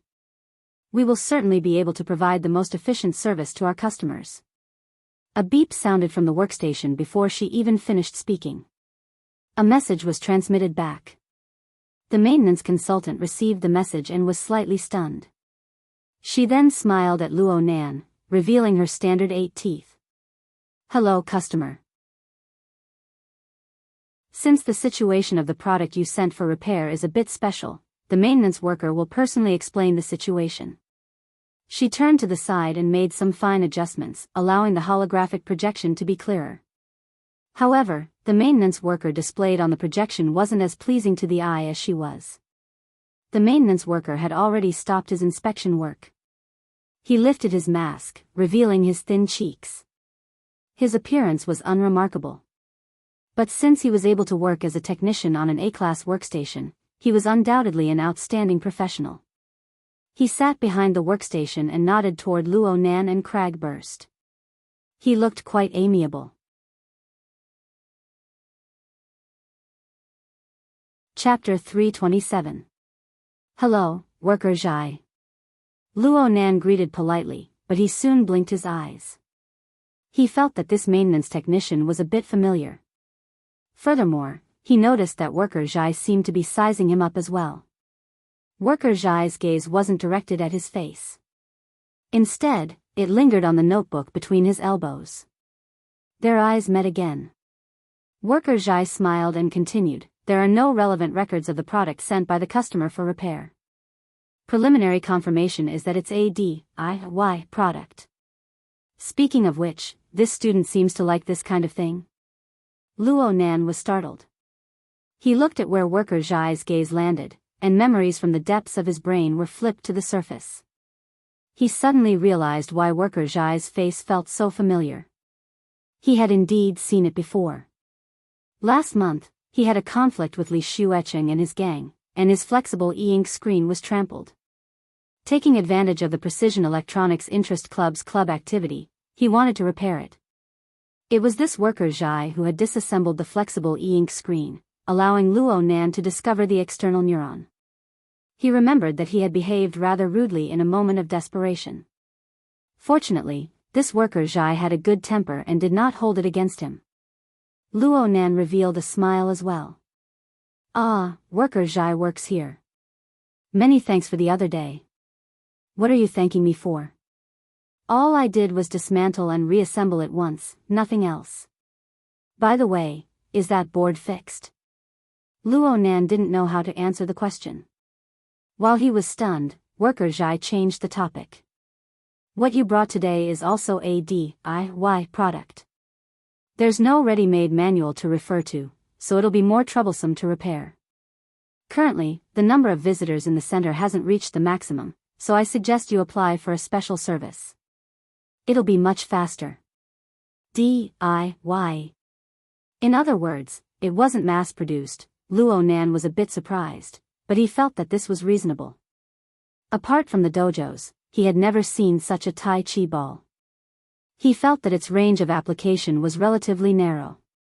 Before he could respond, Cragburst asked the maintenance consultant at his side, "This counts as an impromptu upgrade, right? What's the price?" The pretty maintenance consultant explained softly, "The two gentlemen have been booked by someone else on their behalf. All expenses for today will be borne by that customer. As for the exclusive service, it was mainly to move from the current open workbench to an independent studio to satisfy the need for privacy. It's still within the scope of the client's authority, so there's no need for additional expenses." "Is that so? Papercut is being so generous. Let's not be unreasonable. Let's just turn." Cragburst simply overstepped his boundaries and helped Luo Nan make the decision. Luo Nan had no objections. "Then, let's enter the proprietary service mode. Workshop number 245, please follow the maintenance consultant and wait." Worker Zhai, who was on the other side, performed a series of operations and waited for the reserve maintenance technician to arrive and take over his duties. Luo Nan and Cragburst followed the pretty maintenance consultant. They passed through the open hall and arrived at a completely sealed workshop. The layout here wasn't too different from the outside. The only difference was that there were a few more facilities, but it was even more cramped. A big guy like Cragburst felt a bit suffocated. Just as he was mumbling to himself, a transmission channel suddenly opened on the operating platform. The mechanical device that Luo Nan had sent for repair was fixed onto a special support. It was transported over and placed in front of the center of the operating platform. This mechanical device was the core of the Tai Chi Dojo's Tai Chi ball. It was spherical in shape and about the size of a fist. The outer layer was a very thin metal mesh, and the inside was a device similar to a gyroscope. At this time, on the special support, the outer metal net was constantly expanding and shrinking, but that was all. Cragburst clicked his tongue twice. "Isn't it troublesome to send it back and forth?" As he spoke, he pulled Luo Nan forward to observe the device. The maintenance consultant had told them before that an independent workshop was different from the outside. Customers could directly enter the operating platform and observe from a close distance. They could even operate the device with the permission of the maintenance technician. Some DIY enthusiasts wanted this sort of atmosphere. They flocked like ducks to this place.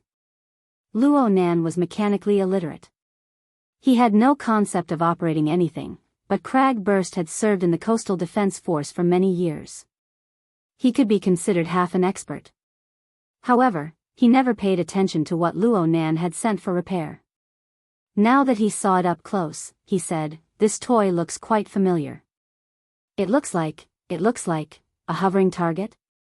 The prototype should be the Paya Corporation's Comet Model 3 hovering target. It's a very old model. It was introduced to the market 10 years ago." Worker Zhai entered from another employee passageway and continued Crag Burst's conversation. Crag Burst snapped his fingers. "Yes, it's the Comet Model 3. The gyroscope in the middle is actually an AI hub. It's special and it's very durable. When I was in the military, I could use it for a long time with a random target shell. It's easy to repair. The Comet Model 3 isn't hard to repair, but this product is a bit different." Worker Zhai walked to the side of the two. He wasn't tall, he was about the same height as Luo Nan. He had a friendly smile. But when he stood in front of the operating platform and activated the relevant privileges, all sorts of maintenance and testing equipment started up one after another. They made fine adjustments according to his position. The entire workshop seemed to revolve around him. TSK. This room of equipment can't be bought for $1 million. Crag Burst turned his head to look all around with a very curious appearance. Worker Zhai answered, "The standard workshop's configuration price is $7.5 million. After 8 years of depreciation. I've added a few personal equipment here. It's convenient to use. Look. There are at least 2 areas of this hovering target that have undergone major repairs." Crag Burst moved closer and discussed with Worker Zhai, "I just saw one area. The outer shell of the target has been removed and replaced with a metal net. I don't know what it's used for. It's a fixed support, right?" Luo Nan relied on his memory to compare the diameter of the Tai Chi ball to the size of the hovering target. He felt that there were some differences. He then looked at the metal net that was constantly expanding and contracting, and he made a few guesses. Fixed. Worker Zhai thought for a moment, but he didn't ask further. Instead, he gestured for the two to look over. "The net is just an accessory. The core problem doesn't lie here." As he spoke, he performed a few operations on the support. It was unknown how he did it, but he actually removed the metal net and placed it to the side. All that was left was a gyroscope-like object in the center. The gyroscope's rotor didn't move at this time, and the inner and outer frames were placed there in a well-behaved manner. Worker Zhai then controlled the mechanical arm, including the probe, and other objects, to disassemble the gyroscope. The difficulty of disassembling the gyroscope this time seemed to be quite a bit lower than the flexible e-ink screen from back then. Within a short minute, the three heard a slight clicking sound. It seemed that some sort of mechanism had been activated. The gyroscope's central axis was disassembled from the top to the bottom, revealing an object that looked like broken glass. Next, Worker Zhai operated the mechanical arm and used special tweezers to pluck the object out. He placed it on a miniature support and slightly secured it. It could be seen at this time that the object's outer appearance was actually quite regular. It was rhombohedral, and it had clearly undergone precision processing. A central control chip? Crag Burst asked in a low voice. His breathing slowed down a bit, afraid that he would blow this thing away. Luo Nan didn't speak. He just narrowed his eyes. Chapter 328. Luo Nan observed the rhombohedron object as well as Worker Zhai. The latter was carefully sizing up the former with great concentration. It's definitely not part of the Comet 3's design. The hovering target's control program is very simple. The main control chip has already been integrated into the shaft. And this little thing seems to be unnecessary. Crag Burst asked curiously, unnecessary? Let's do an experiment. Studio 245, 1 Batwing Model A outer shell, thank you. The last few sentences were directed at the warehouse in the maintenance center. As he spoke, worker Zhai let go of the rhombohedron object. He inspected the gyroscope's rotor and its internal and external frames, especially the disassembled central shaft. He repeated this process twice before beginning to assemble it. It was obvious that worker Zhai had deliberately ignored the tiny rhombohedron during the assembly process. He had only restored the gyroscope-shaped floating target. His speed was very fast, and he finished assembling the shell before the conveyor belt arrived. When the outer shell arrived, worker Zhai quickly stuffed the gyroscope inside. In the end, what appeared before Luo Nan and Crag Burst's eyes was a very strange bowl-shaped object. It looked like a flying saucer that wasn't very regular. Crag Burst was very familiar with this toy, the Batwing Model A target aircraft. It combines high-speed flight and emergency hovering maneuverability very well. The Model B and Model C can actually be used as simple weapons platforms. They can be used in the wilderness. Worker Zhai smiled at Crag Burst. This could be considered an affirmation of his expertise. Then, he let go, and the big bowl, target machine floated in the air with a low hum. It slowly moved horizontally, gliding past the tips of the three people's noses, and gradually accelerated. As the speed of the target plane increased, it was like a bat, flying back and forth in the narrow workshop, but there was no collision. Worker Zhai looked at the light screen to the side. Various test data was displayed on it like a waterfall. 10 seconds later, he shook his head. I didn't discover any problems. As he spoke, worker Zhai cast his gaze toward the miniature support. His gaze paused for a moment under the rhombohedron object. He switched to the holographic interface and displayed the repair order that Luo Nan had filled out before. I need to make a confirmation. The fault you discovered, Mr. Luo. It's a Tai Chi ball that can float in the air. Luo Nan was very cooperative as he gave a general description of the situation. Worker Zhai thought for a moment, then asked, how heavy is the Tai Chi ball? It's half the height of a person and it's made of hard metal. It should weigh at least a few hundred kilograms. Luo Nan really wasn't too sure. Worker Zhai made a sound of surprise. Crag Burst coughed, Nanster, the motor of the floating target can only lift 5 kilograms at most. Worker Zhai shook his head. I don't see any changes to the floating target's propulsion and transmission mechanism. Oh, if the metal mesh is used as a support, then it can be considered a part of the transmission mechanism. However, its propulsion doesn't make sense. Is that so? Luo Nan only had a superficial understanding of the Tai Chi ball. It was very hard for him to answer such a question. After a moment of consideration, he could only pull up his contact list and call Shuelei. At this time, Shuelei was at home. It seemed like he was still doing a lot of training. He was panting slightly. He really didn't want to waste any time.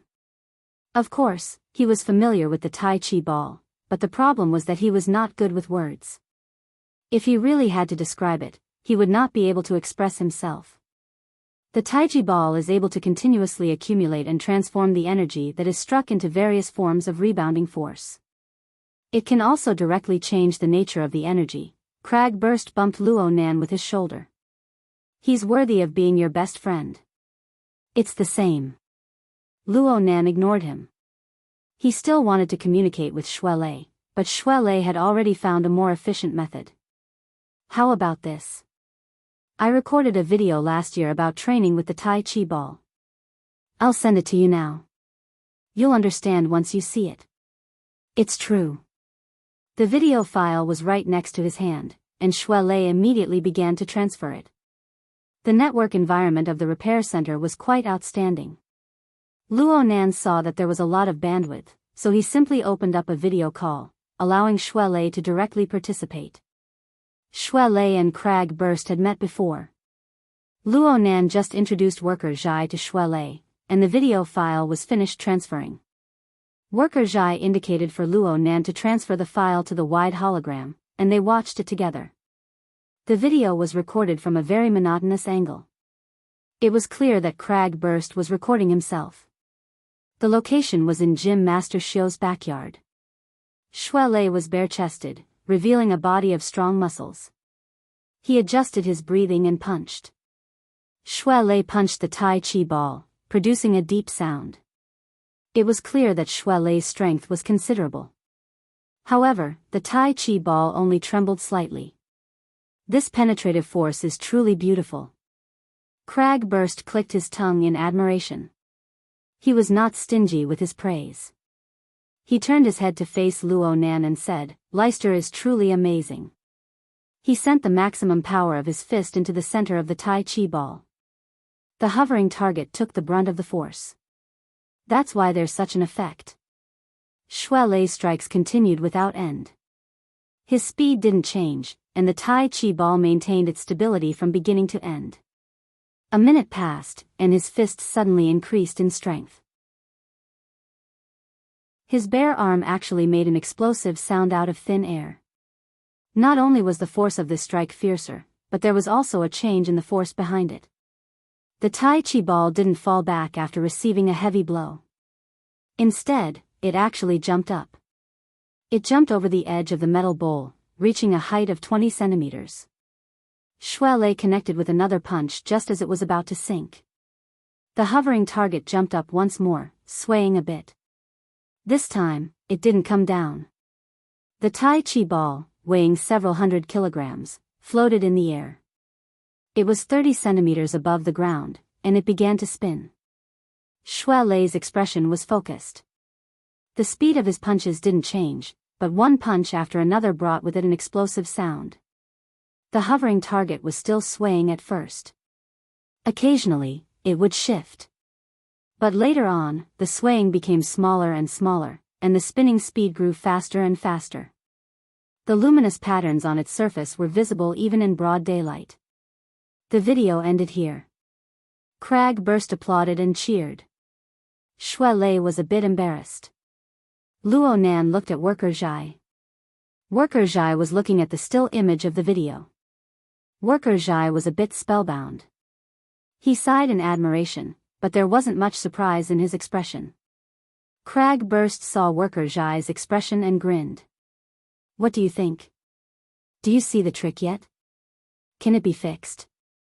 Worker Zhai lowered his head and pondered for a moment. His expression was still calm. "I get the gist of it. It should be a way to store and transform external kinetic energy. The storage is like a spring. The greater the force, the greater the expected rebound. The method of transformation is quite interesting. It goes from straight force to rotational force. There's also that buoyancy. Let me do an experiment." He moved the miniature support, sending the miniature rhombohedron into a certain instrument chamber. It was fixed on all four sides. A buzzing vibration immediately rang out. It could be seen that it was imitating Shui Lei's fist strength. It was transmitting external kinetic energy into the rhombohedron. Luo Nan adjusted the direction of the video to let Shui Lei see the process of the experiment. The three people observed very attentively, but there were no changes to the miniature rhombohedron even after a dozen or so seconds had passed. Worker Zhai wasn't in a hurry. He soon made another adjustment. This time, he directly connected the miniature rhombohedron with electricity. The voltage and current increased, but the rhombohedron within the instrument chamber still didn't have any reaction. "It's completely broken?" Shui Lei was a bit disappointed. "Should we try again after it's completely restored?" Crag Burst wanted to change his method. Worker Zhai didn't speak any further. He just stared at the instrument chamber and continued to make adjustments. A metal rod flipped up under the operating table as he operated. The top was shaped like a handle, and it was even wrapped in a layer of insulating cloth. When the metal rod was at a 90-degree angle with the ground, Worker Zhai pressed down on the handle at the top and took a deep breath. Luo Nan raised his eyebrows at this moment. Crag Burst turned his head a bit later. The two locked gazes, confirming that subtle fluctuations were being produced on the mental plane. Hey! It's changed. It's changed. Shuelei discovered the changes within the instrument chamber in the first instant through the high-speed network without any delay. Luo Nan and Crag Burst turned their gazes and saw several long and slender threads extending out from the outer layer of the miniature rhombohedron. They slowly swayed up and down, left and right.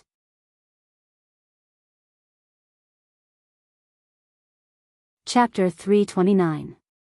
A total of 6 fine threads extended out from the miniature rhombohedron. They swayed and floated within the chamber of the device. At first glance, it looked like a struggling alien jellyfish. Luo Nan pursed his lips, and his gaze focused on the interior of the device. He felt that the scene before him had a sense of déjà vu. It was as if he had seen it somewhere before. Crag Burst swept a few glances before shifting his gaze to Worker Zhai. From the outside, this maintenance technician's forehead was covered in sweat from just holding the metal rod. It looked like he was working very hard. At the same time, the fluctuations on the mental plane grew more and more obvious. There was nothing much to say. Worker Zhai was an ability user. Crag Burst sized up this person a few more times. He felt that this was unexpected, but reasonable. It was natural that the channel introduced by Papercut was linked to ability users. As Luo Nan's bodyguard, Crag Burst needed to eliminate all sources of danger. But frankly speaking, it was a bit difficult to link this person to a source of danger. Worker Zhai's performance was really quite average. Such a description could be said to be polite. Crag Burst was experienced and knowledgeable. He had his own yardstick in mind. Worker Zhai's performance of disturbing the mental plane just now was probably a level higher than that of the ability users Crag Burst had seen before. Being able to consciously use mental strength to affect the material plane was pretty good for ordinary people, but that was all there was to it. The metal rod and its related instruments were used for amplification. If it weren't for this intermediate link, with Worker Zhai's level of mental strength, it was unknown if the interference force he formed would be able to lift up even a strand of fine hair. Crag Burst relaxed after making this judgment. He noticed that Luo Nan was still seriously observing the device's chamber. Looking at Luo Nan's focused appearance, the miniature rhombohedron seemed to be more valuable than expected. A thin layer of sweat had already formed on Worker Zhai's forehead. His breathing was no longer even, but the appearance of the 6 tentacles around the rhombohedron in the device's chamber didn't change at all. Luo Nan finally spoke at this time. Will this toy undergo further changes? Worker Zhai took a deep breath and spoke much faster. There should be. These 6 tentacles are quite sensitive to interference force, but they haven't formed an effective structure for kinetic energy storage and transformation, let alone those related to maglev. If the Tai Chi ball itself doesn't possess a corresponding arrangement, then these tentacles are the most worthy of attention. My abilities aren't enough. Can I help? Not to mention Luo Nan and Crag Burst, even Shuelei, who was watching from afar, sensed that something was off. He assumed that Luo Nan had forgotten to introduce him. He grinned and said, "So Worker Zhai is also from the society." Worker Zhai also smiled. He didn't hide it. Papercut is my recommendation, but he's still in the evaluation period. It's already been over 5 years. Shuelei exclaimed, "It can't be, the evaluation is very strict." He had already prepared to join the Ability User Professional Association, and the relevant procedures had already begun. With a busybody like Zhang Yingying around, he didn't have to worry about anything. Therefore, he was still at the stage where he didn't fully understand the 3 stages of the association's assessment: awakening and vocation. When he heard 5 years, his heart skipped a beat. Worker Zhai continued to smile faintly. Luo Nan and Crag Burst didn't explain in person. After all, speaking the truth was a bit hurtful. In terms of sensing on the mental plane, even 10 Crag Bursts added together couldn't compare to Luo Nan. If Crag Burst was able to discover the situation, then Luo Nan certainly wouldn't have any problems as well. Moreover, Luo Nan's situation was more detailed and vivid. From Luo Nan's perspective, Worker Zhai's mental strength and his ability to interfere with the material plane were truly too horrible to look at. Some time ago, he had a similar problem. But even if the appearance was similar, the essence was completely different. Luo Nan possessed mental strength that far exceeded normal standards, but because of the special circumstances of formatting theory, a barrier was formed between him and the material plane. In the end, he relied on coupling with the heart lantern of the eye's orifice to break through the shackles. It could be said that Worker Zhai's problem was a marvel, but his method of solving it was extraordinary. As for Worker Zhai, his problem was the simplest and most straightforward kind. His cultivation was insufficient. There was nothing praiseworthy about him on the mental plane, be it in terms of intensity or level of immersion. He simply wasn't up to standard by the standards of the society. Luo Nan remembered Zhang Yingying saying that there were 600,000 ability users in the world, but only 70,000 awakened ones. It was these 70,000 people that formed the framework of the Ability User Professional Association. Unawakened characters like Worker Zhai belonged to the category of people that the society could record, but they were normally disinclined to pay attention to. If Worker Zhai was a bit younger, like Luo Nan who was 15 or 16 years old, then perhaps there would be some anticipation. The problem was that Worker Zhai was at least 40 years old. The word potential no longer held any meaning. Worker Zhai found it harder and harder to hold on with these few words. He shook his head. Who's going to give me a hand? How? Just hold this handle and pour your strength into it. As long as you can form interference power, then it's fine. Then I'll do it. Cragburst wasn't willing to let Luo Nan touch some inexplicable things. He took a step forward and firmly grasped the metal handle after Worker Zhai released his grip. The tentacles that extended from the miniature rhombohedron had a tendency to shrink inward because Worker Zhai had released his grip. However, Cragburst didn't seem to exert much force, but the contracted tentacles suddenly protruded out by a large chunk. They even became a bit thicker. The space of the device's chamber became much narrower, so much so that the tentacles had to continuously coil in order to accommodate them. Soon, the four people could clearly see that 5 forks had silently separated from each tentacle. They were finer than the tentacles of the previous level, and they were slowly elongating. There were a total of 36 filaments. They crisscrossed from time to time to form a marvelous dynamic pattern. This is amazing. Shui Lei's attention was immediately drawn back. He scratched his head as he watched. There are other mechanisms in this toy? Cragburst was blinking as well. It was as if he was recalling something.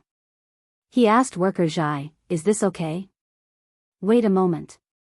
Worker Zhai used the scanning device to analyze the dynamic pattern formed by the tentacles. He formed a simple diagram and transferred it to the holographic screen. Then, he began to operate and make corrections. In a short 10 seconds, there was a dynamic pattern. It appeared one after another, appearing in succession. It was like an animated short film. There was a clear sequence to it. The structure of the kinetic energy conversion is okay, but it's still not enough. Again? Watch me.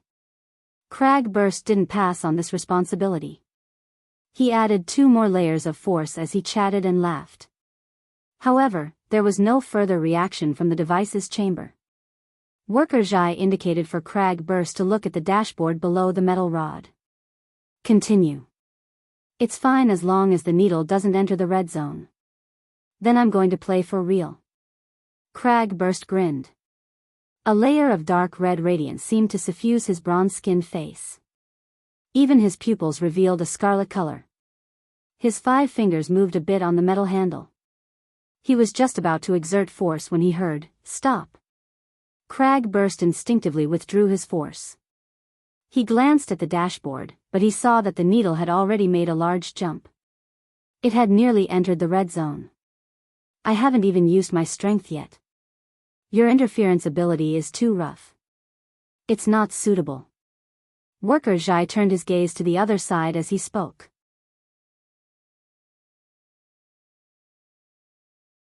Chapter 330. Luo Nan understood tacitly when he saw Worker Zhai cast a gaze at him. Let me try. Hey. I'm using a penetrating strength. But Cragburst didn't let go. He was a bit unconvinced, but he was still wary on a deeper level. You tell me first. Let's not talk about Nanster. I don't seem to be much worse than Shuele. If he can activate the effects, why can't I? Worker Zhai responded warmly, I'm thinking about it. There are 2 reasons. First, my amplification device is more suited to mental ability users. You are a typical fleshly body enhanced. Your interference direction is different. Second, this miniature rhombohedron is perhaps more like our wristbands. Daily usage is 1 layer, developer options are another layer. Cragburst rubbed his big bald head. He felt that what Worker Zhai said made some sense. He cast his gaze at Luo Nan, who nodded. Worker Zhai's operation just now was extremely precise and meticulous. His mental strength borrowed the minute electric current of the device to realize the amplification of interference on the material plane. But when it came to you, Brother Cragburst, the amplification device's effects were completely destroyed. So it's like this. Cragburst nodded. When he looked at Worker Zhai, his gaze was a bit different. Is it electron affinity? This ability is quite good. It's especially suited for maintenance. It's like adding wings to a tiger. Which place doesn't need electricity nowadays? Worker Zhai laughed involuntarily. It's not suited. It's necessary. I'm a mental ability user. If I can't realize electron affinity, then further research would be wishful thinking. As he spoke, he cast his gaze at Luo Nan. His thoughts were rather complicated. I don't even dare to think about Mr. Luo's eyesight. We amateurs who haven't entered the door are truly left in the dust when compared to the awakened. Well, Nanster is a special case. As Cragburst spoke, he made room for Luo Nan. He added, I feel like I've seen this toy somewhere before. Luo Nan didn't speak. He took a step forward and grasped the metal rod. When Cragburst let go, the tentacles of the miniature rhombohedron retracted. Luo Nan didn't release his power in time. He didn't make any further movements until the tentacles were completely retracted. What's wrong? Cragburst didn't understand. Probably just observing. Worker Zhai was a precision-oriented mentally enhanced. Even though he was unable to observe Luo Nan's movements on the mental plane, he was able to guess the corresponding train of thought. Cragburst said, oh. He felt a bit embarrassed for being so suspicious of Worker Zhai just now. He pressed down on his earlobe and made a gesture for members of the society, let's add each other as friends. Worker Zhai smiled bitterly and waved his hand. I'm sorry, I can't. You don't have an ID on the psychic wave network? There's one, but it's hard to use. Worker Zhai shook his head again. I do have some mental strength, but it's not enough to interfere with reality at any time. That's why I've only been able to wander around the periphery of the circle these past few years, relying on my craftsmanship to make a living. Fortunately, Papercut took care of me and often introduced me to some work. There was no doubt that Luo Nan had been introduced in this manner. Cragburst said in surprise, it can't be that bad. I can see that your interference force is on point. That's in this studio. Outside of here, I'm no different from an ordinary person. Worker Zhai glanced at Luo Nan. He saw that Luo Nan still hadn't made a move, so he turned his head back and said, Papercut has put in quite a bit of effort. He's tried to help me with the awakening ritual, but I'm limited by my talent. I've only gained a bit of an affinity with electrons over the past 5 years. I'm still far from being able to do anything else. I need to rely on a hearing aid in order to use the Hexear and access the psychic wave network. Right now, I've only reached the 2nd level. I can only watch television, listen to the radio, and so on. I have no way of interacting with others. A hearing aid? Did you design it yourself? Cragburst was able to understand that this was a type of amplification device. He was a bit curious. The people of the society, as long as they're involved in mechanical and electronic design, amplification devices have always been a hot topic. The larger the measurement, the better. You're talking about the 4-dimensional measurement. Worker Zhai was a technician. He always paid attention to similar theories. Right when he was about to discuss a thing or two with Cragburst, Luo Nan suddenly let out a long breath. His palm left the metal rod. The miniature rhombohedron was still in its initial state within the device's chamber. Compared to Worker Zhai and Crag Burst's progress, it was a complete and utter regression. Shui Lei, who was watching from afar, didn't participate in the conversation between Crag Burst and Worker Zhai. He focused on observing Luo Nan's methods from beginning to end. But the more he watched, the more disappointed he became. Nanster, is it no good? I want to take it out and give it a try. Luo Nan turned his head to look at Worker Zhai. This device won't be of much help to me. The direction of its amplification is mainly in strength. I feel that it would be better to go a bit deeper. Depth, strength, sensitivity, and affinity. These were the four-dimensional measurement that Worker Zhai had just mentioned. They were the four basic measurement standards that the society used for mental strength. There wasn't any particularly rigorous logic or scientific basis in these measurements. They were mainly established by common usage, reflecting the fuzziness of the research of supernatural powers in the current era. Worker Zhai didn't have any objections. My specialty is in electronic equipment and mechanical design. I'm considering the internal structure of this thing. As for the mental domain, you have the final say. He opened the device chamber as he spoke, and the miniature rhombohedron was mounted on the support. It moved out and stopped at the outer edge of the workbench. Luo Nan gave it a few more glances and asked, Worker Zhai, you just said that just the kinetic energy conversion structure isn't enough. You mean? From the situations shown in the video, there are at least two structures that aren't shown, maglev and energy storage. Also, I want to know where the power components are located. Worker Zhai casually drew several structural sketches on the hologram, corresponding to the kinetic energy conversion structure. From a conventional train of thought, the miniature rhombohedron is more like an integrated circuit. It's not a problem to use it in electronic equipment, but what kind of work is needed to drive the several 100-kilogram Tai Chi ball? Those tentacles are a good choice.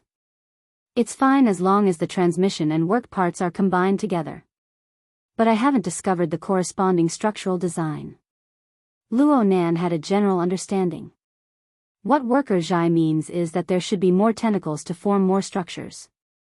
Worker Zhai used an electronic pen to tap the hologram. Dynamic, precise, and sufficiently firm. Crag Burst listened to them speak, and a certain train of thought from before resurfaced. It became clearer and clearer, separated only by a thin layer of paper. He rubbed his forehead forcefully. Tentacles. Structure. Precision. Huh. What's that again? Luo Nan laughed and asked, in other words, the miniature rhombohedron driving the Tai Chi ball is very likely to be accomplished through those tentacles? Worker Zhai nodded, and Crag Burst clapped his hands forcefully. Holy crap. The dynamo core. Luo Nan didn't say anything more. He took a deep breath, and his towering iceberg-like mental strength resonated with the heart lantern of the eye's orifice. Incorporeal lightning crackled and scuttled, forming a seemingly substantial bolt of lightning in the depths of the cracks in his eyes. The miniature rhombohedron inexplicably trembled at the focus of his gaze. This object couldn't compare to the external neuron.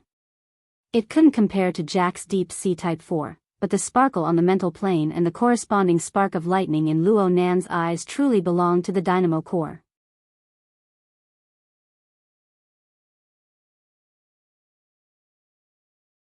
Chapter 332. 6 tentacles extended out from the miniature rhombohedron within the workshop, followed by a second layer. This time, the tentacles were even more slender. There were 6 main trunks and 30 secondary branches. The scale was already far above the core rhombohedron.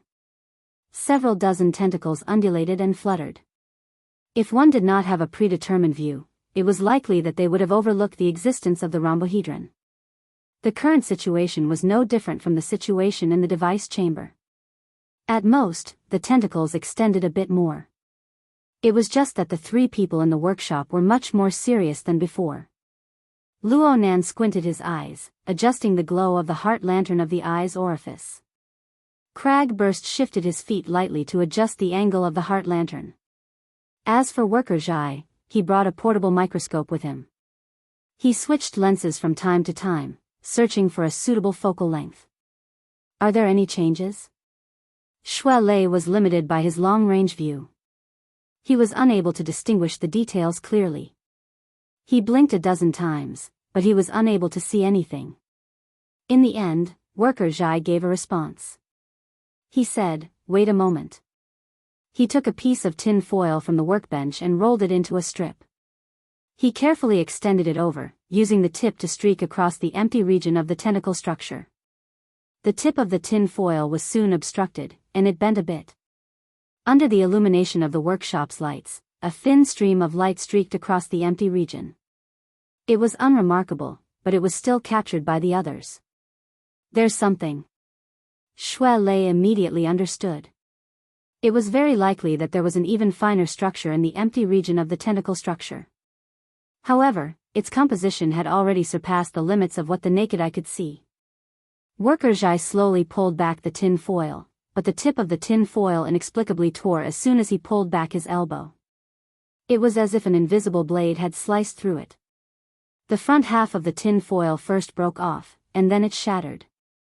During this period, it could be seen that the 36 tentacles didn't have any obvious changes. Instead, a subtle trembling sound rang out in the workshop. The source was from the tentacle structure. Careful. Careful. Cragburst pressed down with his hands, indicating for Worker Zhai to take it gently. Worker Zhai thought for a moment and simply flicked the second half of the tin foil toward the top of the tentacle structure, letting it fall freely. As expected, the tin foil tumbled a few times in midair. Before it could make contact with any of the visible tentacles, it was crushed into powder by the invisible strangulation.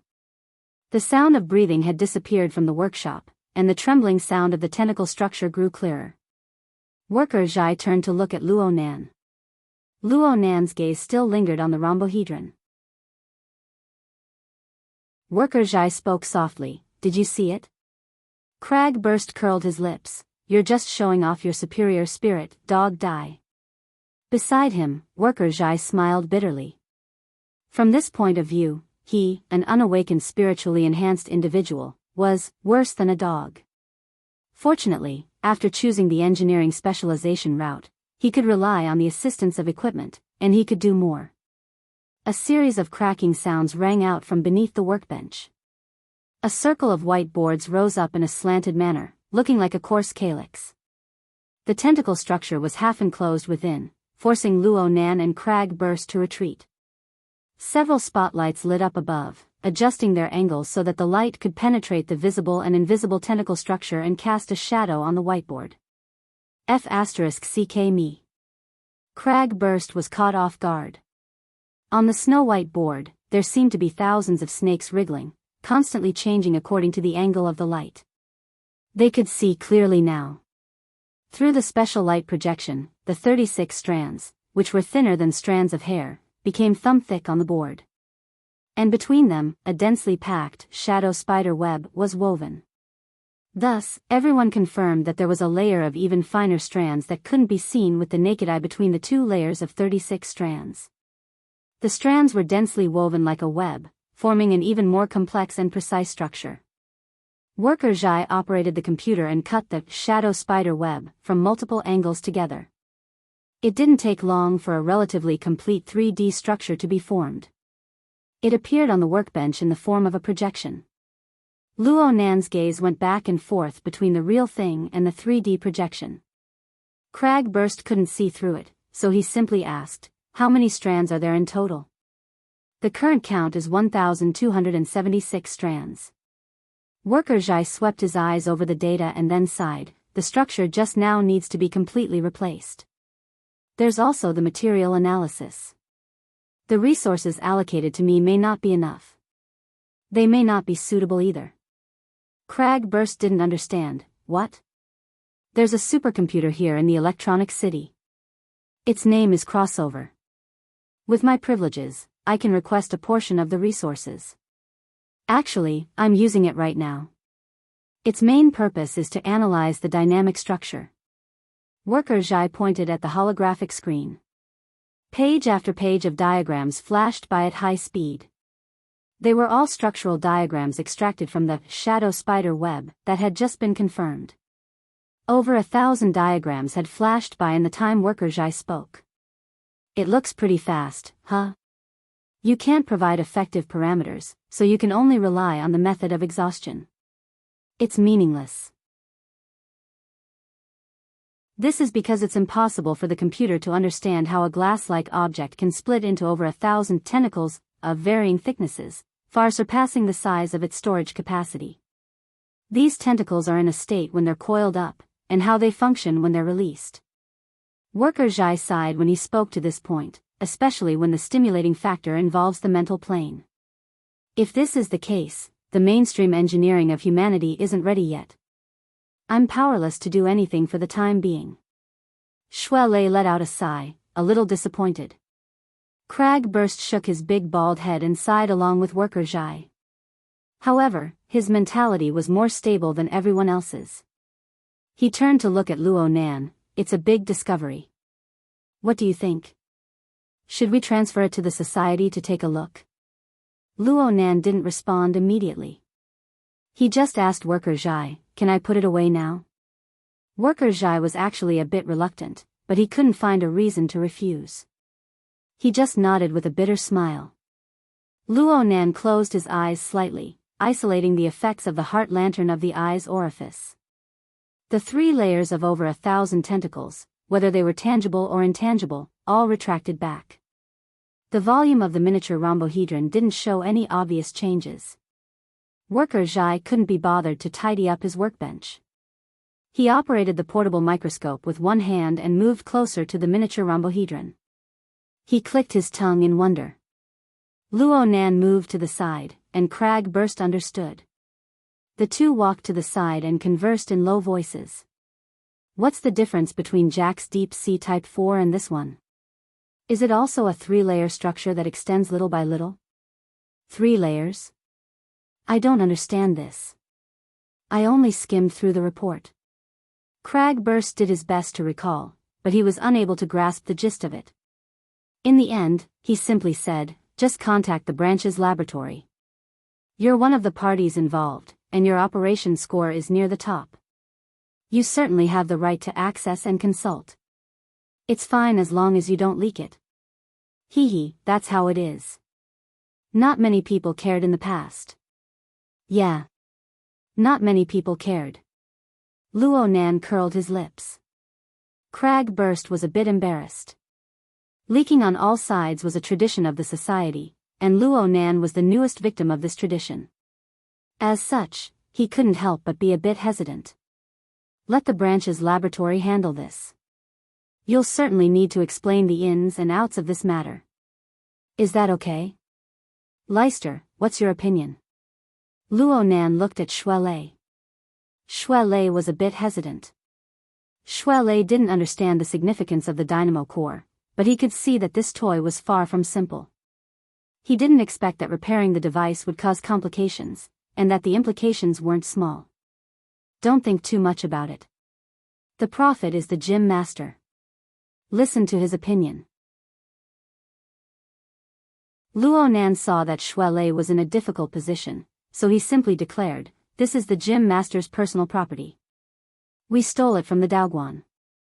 Even if we did it out of good intentions, we would leak our privacy. How would we explain this to the gym master later? Shuelei let out a breath of relief and nodded over and over.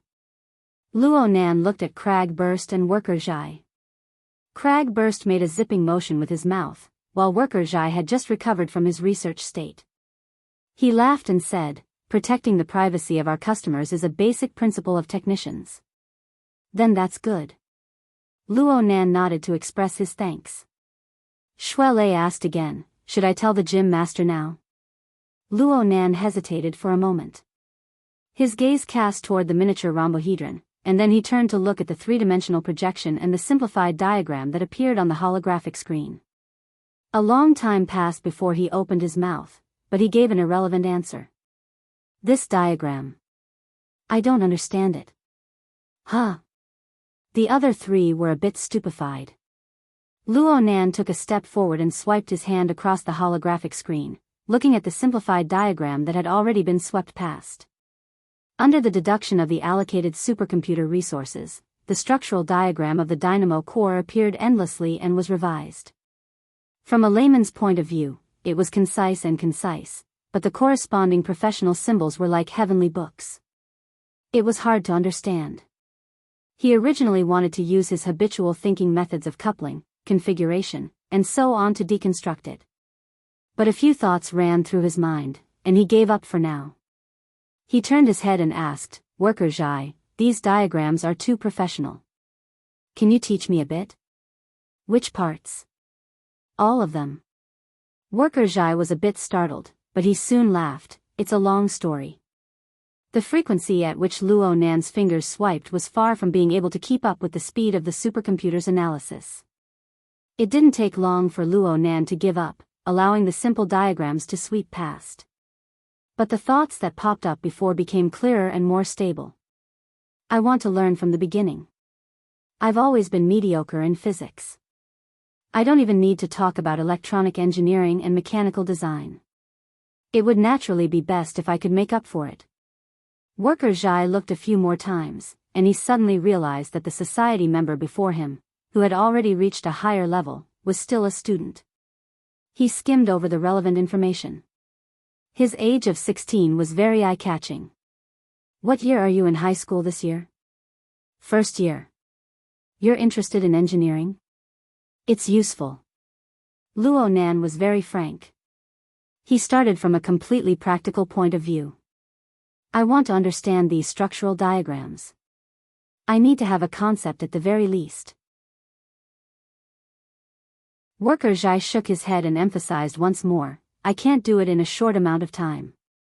On the other side, Crag Burst had already been tripped by Luo Nan's train of thought. He simply rolled his eyes. "Weren't we discussing confidentiality issues? You even said that you wanted to confess to that gym master Xiao and be lenient. After it's fixed." Luo Nan cut off Crag Burst's words and looked at Shuelei. "The gym master has a strange temper. I can't predict what kind of reaction he will have. If I ask him in a muddle-headed manner, we might not be able to talk. Leister, let's keep this a secret for now. Wait for me to figure out the reasoning behind this, then we'll return it to its owner, okay?" Okay." Shuelei was actually stupefied, especially when he looked directly into Luo Nan's eyes. Even though Luo Nan's eyes were separated by a layer of contact lenses, and even though the photoelectric signal was transmitted and restored, Luo Nan's gaze was still blazing to the point of terror. He had never seen Luo Nan like this in his memories. Wait a minute. Crag Burst raised his hands in an attempt to calm Luo Nan down. "You said you're going to fix it. How are you going to fix it? And you're going to find the branch's laboratory? This is a contradiction. Let me tell you, even the branch's laboratory might not be able to grasp the relevant technology." Luo Nan didn't speak. He just swept his gaze across the room, from Worker Zhai to Crag Burst, to Shuelei, and then to his own hands. Everyone had a share.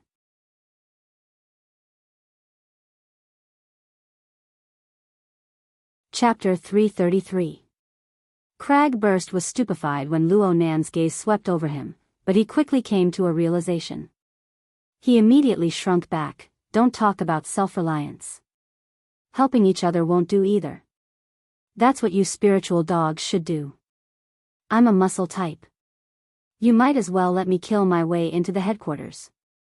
Luo Nan wasn't counting on him.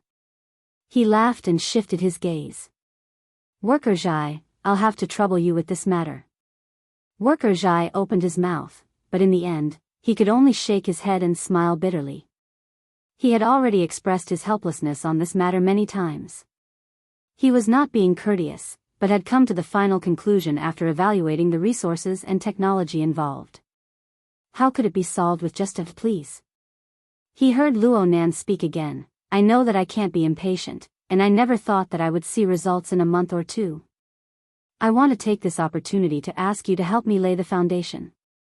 Luo Nan wasn't someone who was good with words. He stopped speaking at this point and saw that worker Zhai didn't refuse on the spot.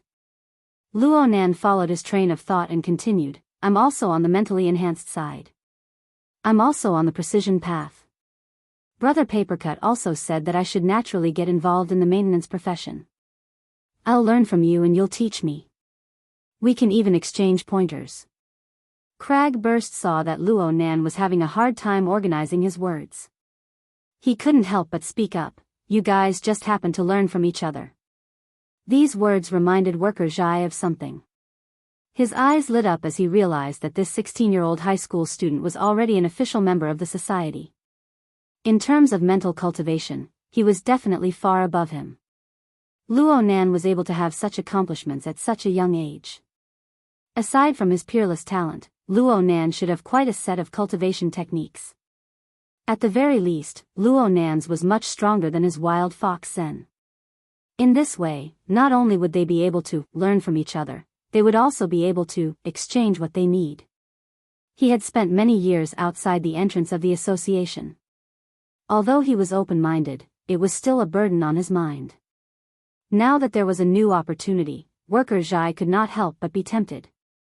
But when he looked at the complicated structure of the shadow spider web and the thousands of diagrams on the screen, he felt a dull pain in his head. Agreeing to Luo Nan's request was easy, but Luo Nan's ultimate goal was still the dynamo core. Luo Nan didn't even have a basic direction for this. It wasn't his style to deceive himself and others. Worker Zhai unconsciously sighed again. Luo Nan knew that worker Zhai's state of mind had changed somewhat, but there was still a hurdle in the bottom of his heart that could not be overcome. He thought for a moment and walked to the workbench. I heard you say that you're missing parameters, right? Worker Zhai's mind was in a mess. He took off his portable microscope and gently pinched the space between his eyebrows. Actually, it's a problem with the direction of research. The conversion of kinetic energy was only the simplest step. How to store it, how to do the work, and how to present it in such a precise structure. There are too many things involved. I don't know much about engineering, but if you want to talk about direction, I suggest this as a starting point. Do you have a pen? Luo Nan asked for a digital pen as he spoke. He drew a diagram on the 3D projection area, on the shadow spiderweb. With years of experience in sketching, the electronic pen's glowing lines were smooth and smooth. With just a few arcs, it drew a ball at the front of the thickest tentacle. Then, the tip of the pen cut the surface of the sphere, drawing a tetrahedron. Then, at the outer edge, sticking to the end of the tetrahedron, he drew an even larger sphere. Worker Zhai saw the entire process of Luo Nan's operation clearly. He also saw the diagram Luo Nan drew clearly. He was immediately stupefied. Sphere. Tetrahedron. Sphere. 3 diagrams. They were nested layer by layer. Their relationships were clear, and the areas where the diagrams connected and covered overlapped a great deal with the 3-layered tentacle structure of the dynamo core. It was not a rigid correspondence, but there was a sense of harmony that was pleasing to the eye. In the field of engineering, simple feelings were unreliable, but feelings were often the precursor to success. Archetype format? Crag Burst blurted out, but then he quickly corrected himself under Luo Nan's blazing gaze. Formatting theory. What a coincidence. It's quite a coincidence. There's no harm in giving it a try. Luo Nan did not understand mechanical design, but he knew that when it came to the dynamo core, he would be pleasantly surprised if he used formatting theory. This point had already been proven by Jack. He threw down the digital pen and turned around. Worker Zhai, this is what I'm thinking. There's no harm in giving it some more thought. We can keep in touch at any time. Worker Zhai's gaze was glued to the 3D diagram. He reckoned that he would not be able to remove it for a while. Luo Nan and Crag Burst bid their farewells and left. They did not take the hovering target when they left. The miniature rhombohedron was also left behind. Worker Zhai had no objections to this. Basically, they had already reached an agreement to cooperate. It could be foreseen that this agreement would last for quite a long time. Even with formatting theory as a reference, it was absolutely not a simple task to completely see through the mysteries of the dynamo core. Shui Lei hung up the call. He was having a headache about how to hide this matter for a longer period of time. As for Luo Nan, he sat in the SUV with his brows furrowed in deep thought. Cragburst could not help but ask, "Where are we going now?" "The branch's laboratory." We're going to the Enchanting building?" Luo Nan came back to his senses. "What I mean is that I need the branch's laboratory's research materials related to the dynamo core. All of them. I also need to follow up on the follow-up progress." "What's there to ponder about? Just directly read it. And then I'll be watched and monitored?" Cragburst grinned. Reading the materials wasn't a problem, but according to Luo Nan's words, he needed to follow up on the research. He needed to be deeply involved. This could indeed attract the attention of people with ulterior motives. Then let's switch things up again. Let Secretary he help. It'll be done in a few minutes. An intermediary company is fine too. Speaking of which, those intermediary agents and whatnot have been suppressed quite miserably. Secretary he is quite skilled at finding entry points. The so-called intermediaries and agents were some internal members of the society. They were hired by external powers. They relied on their membership privileges to resell the society's internal resources. After the operation against Jack last time, a few intermediaries were commissioned by Quantum Corporation to buy back the relevant equipment at a high price. They bought back nearly all of the seized equipment. Cragburst still didn't feel that reading the materials was difficult. His train of thought diverged as he said, "A while ago, a bunch of intermediaries were fiercely raising the price of the dynamo core. Now they've all stopped. I heard that the financial backer behind them has changed. I'm talking about Quantum Corporation." "Not right now." Luo Nan shook his head. The financial backer Cragburst was talking about was Luo Nan's old friend, Yan Yonghua. Yan Yonghua hadn't been having a good time recently. He flew back and forth between Xia City and Luo City, transforming into a flying man. Even so, his position in the company was still on the verge of collapse. The enemy's situation was unstable. This alleviated some of the pressure on Luo Nan. Cragburst still didn't know where Luo Nan wanted to go after talking for a long time. He was just about to ask again when a call came through on the psychic wave network. "Ying, I'm on duty today." "That's right. Boss Luo's personal bodyguard. He's right next to me." Cragburst spoke a few words before transferring the call to the SUV's portable multimedia system. The control panel lit up, and the upper body of Zhang Yingying's image appeared. Zhang Yingying was dressed in tight-fitting clothes.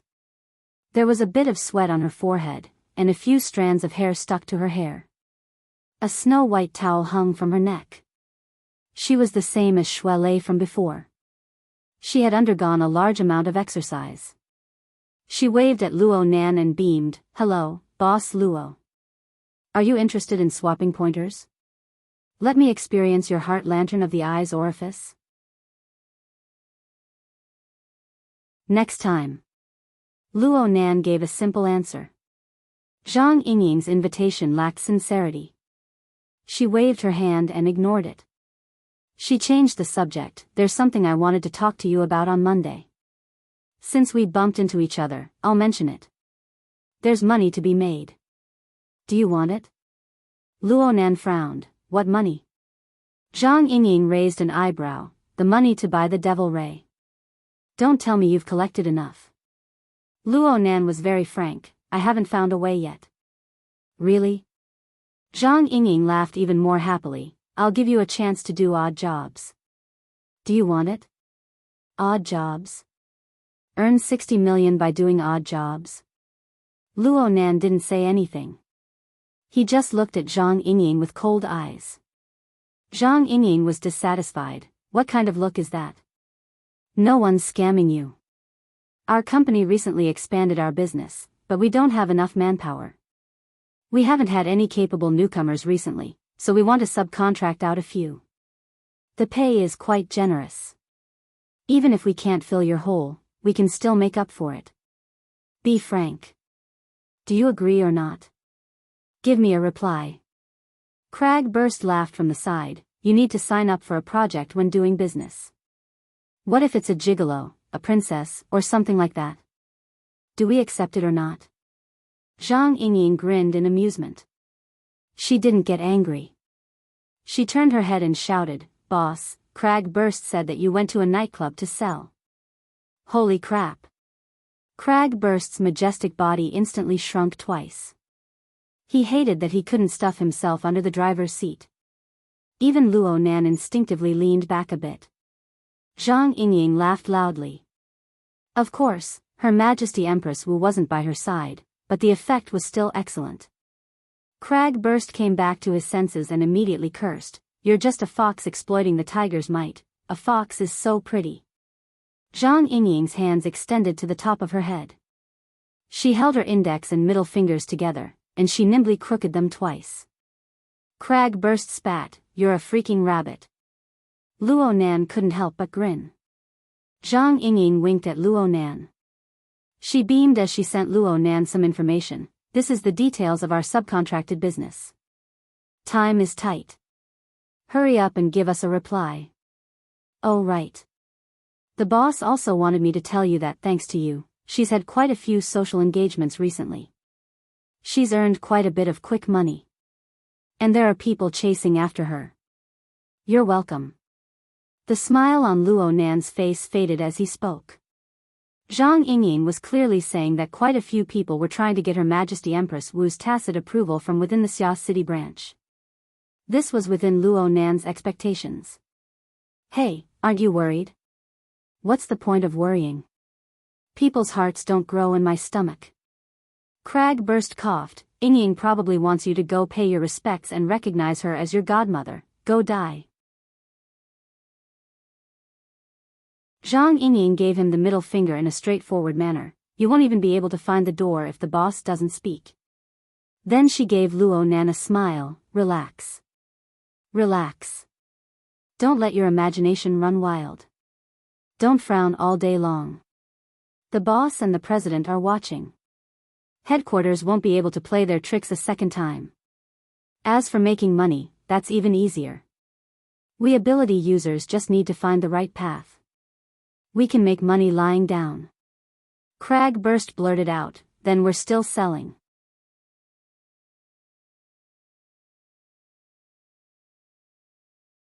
Chapter 334. Zhang Yingying didn't talk for too long. She chatted with them for a bit before hanging up. The information she sent arrived at this time. Luo Nan looked it up through the hexaear while Cragburst smacked the steering wheel and laughed mischievously. "This sister is too noisy. Of course she has a good heart." Luo Nan understood what he meant and nodded. "I know." The first time he met Zhang Yingying, she was certainly quick-witted and lively, but she had a temperament that never gave way to others. She wouldn't give up until she seized the upper hand. But not only did she give Cragburst the opportunity to talk about her just now, she even put on a self-mocking attitude, stirring up the atmosphere quite lively. Luo Nan couldn't help but laugh when he thought of Zhang Yingying's finger curling. But his smile soon vanished and he spoke softly. "I seem to be quite depressed recently." Otherwise, with Zhang Yingying's temperament, why would she deliberately make him happy? Cragburst laughed loudly. "You're stressed, right? That's normal. At your age, if you're still giggling and carefree after bearing all these things, then you really need to see a doctor." "Really? That's normal?" "Of course it's normal. Back when I was in the Coast Defense Force, every time there was a rushing tide. You know what a rushing tide is, right? It's when a large number of mutants use the astronomical spring tide as an opportunity to attack the coast defense line. It's called a landslide and a tsunami. It blots out the sky and covers the earth." Cragburst started the car and the jeep drove out of the parking lot amidst the rumbling of the engine. It merged into the low-altitude magnetic rail of the electronic city. He continued to speak. "After the warning and before the start of the battle, it's the most torturous time. There are even suicides in the barracks. A good portion of them are seasoned veterans who have experienced hundreds of battles. It's very likely that they'll survive even if they enter the battlefield. Humans have a limit to their endurance. Once the limit is exceeded, they become a freak. They're done for. But I can see that you're fine. You're far from your limit. Cragburst extended his hand as he spoke. The distance between his thumb and middle finger was quite considerable.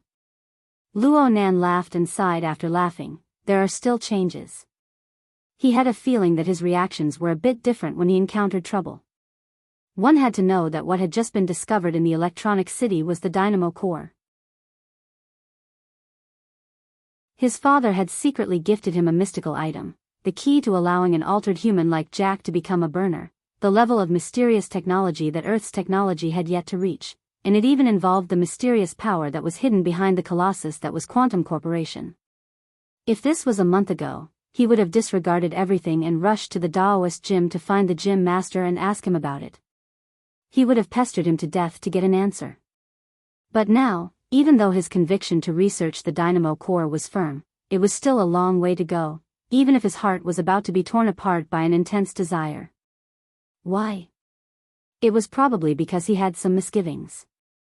In just a month or so, he had made enemies one after another, and they were all powerful forces in the world.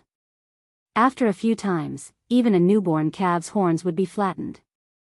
Luo Nan had a faint premonition that what awaited him in front of him was a deadly minefield. It was fine if he didn't trigger it, but once he did, he wouldn't even have the chance to turn back. Sharpening one's tools was the right choice. But on the other hand, waiting in ambush also came with a price. All sorts of thoughts couldn't help but emerge in his mind. They interweaved into a dense and gloomy net, and the pressure followed him like a shadow. Indeed, he hadn't reached his limit, but he wasn't far from being a freak. Cragburst drove his car through the flow of traffic. He shot a glance at Luo Nan and grinned. "Nanster, I need to say a few words to you. Since you're a man, everyone has pressure. You can find ways to vent, but you can't show it on your face. Otherwise, people will look down on you." Vent? Cigarettes, alcohol, women. Pooh. I'm talking about learning, and learning. Turning pressure into motivation. Luo Nan copied Zhang Yingying and gave Cragburst the middle finger. Cragburst was a bit embarrassed. "Don't look into the minor details. What I'm saying is that we can't let the weekend go to waste. If you don't have any plans, I'll arrange a place for everyone to relax. Cigarettes, alcohol, and women? Don't be a bad kid." Cragburst's rough voice cut off Luo Nan's thoughts. Luo Nan laughed and asked, "Where's the Trigate district?" "It's between the main city district and Man City. It's almost 200 kilometers away." "Why are we going there?" "Nothing. I saw the information Yingying sent over. It says that the partner is Trigate Security LLC. They're registered in the Trigate district. I've never heard of them before." "Oh, this used to be the camp of the Xia City garrison troops. It was removed not too long ago. The security company you're talking about should have a military background." "Not bad. It's quite easy to earn money from the government and the military at this stage." "What kind of business is it?" Luo Nan read from the information: native species, genetic and ecological maintenance. What? Cragburst didn't hear it clearly for the first time. Luo Nan repeated the information, clearly reading the relevant introduction. "It's a patrol and reconnaissance business. It's related to mutants. F***CK. What a scam." Cragburst smacked the steering wheel with force and the horn exploded. This time it was Luo Nan who didn't understand. "This business isn't good?" "It has nothing to do with business. I'm saying that as long as there's a similar business, it means that the government and the military are scamming the common people. F***CK. What the hell are the garrison troops doing?" Cragburst transformed into a furious youth in an instant. Luo Nan flipped through the information and slowly came to an understanding. Native species, genetic and ecological maintenance was a long and awkward name.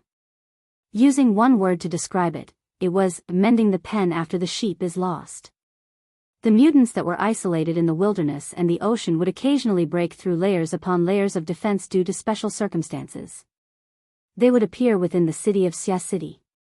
This business was responsible for searching and killing these infiltrating mutants to ensure the safety of the city.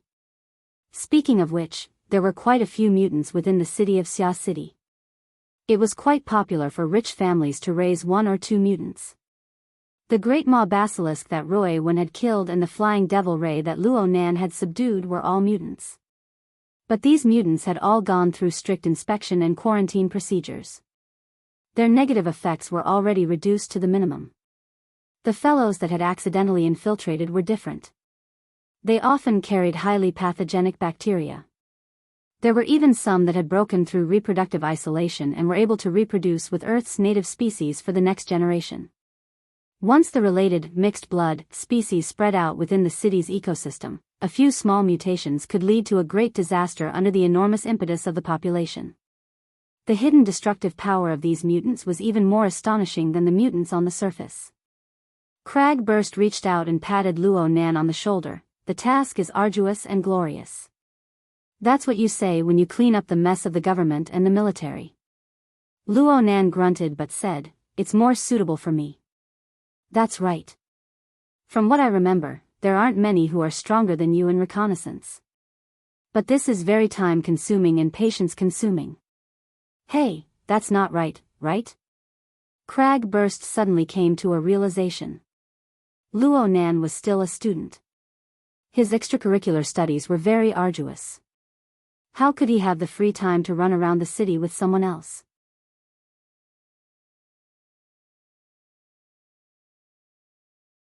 Chapter 335.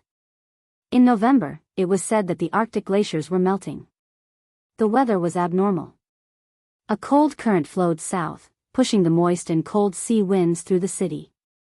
Xia City, a coastal city, became unworthy of its name in the blink of an eye. It was as if winter had arrived a month earlier. A layer of frost had actually formed on the windows of the classroom in the morning. Fortunately, this physics class was held in a large classroom. 300 people were packed to the brim.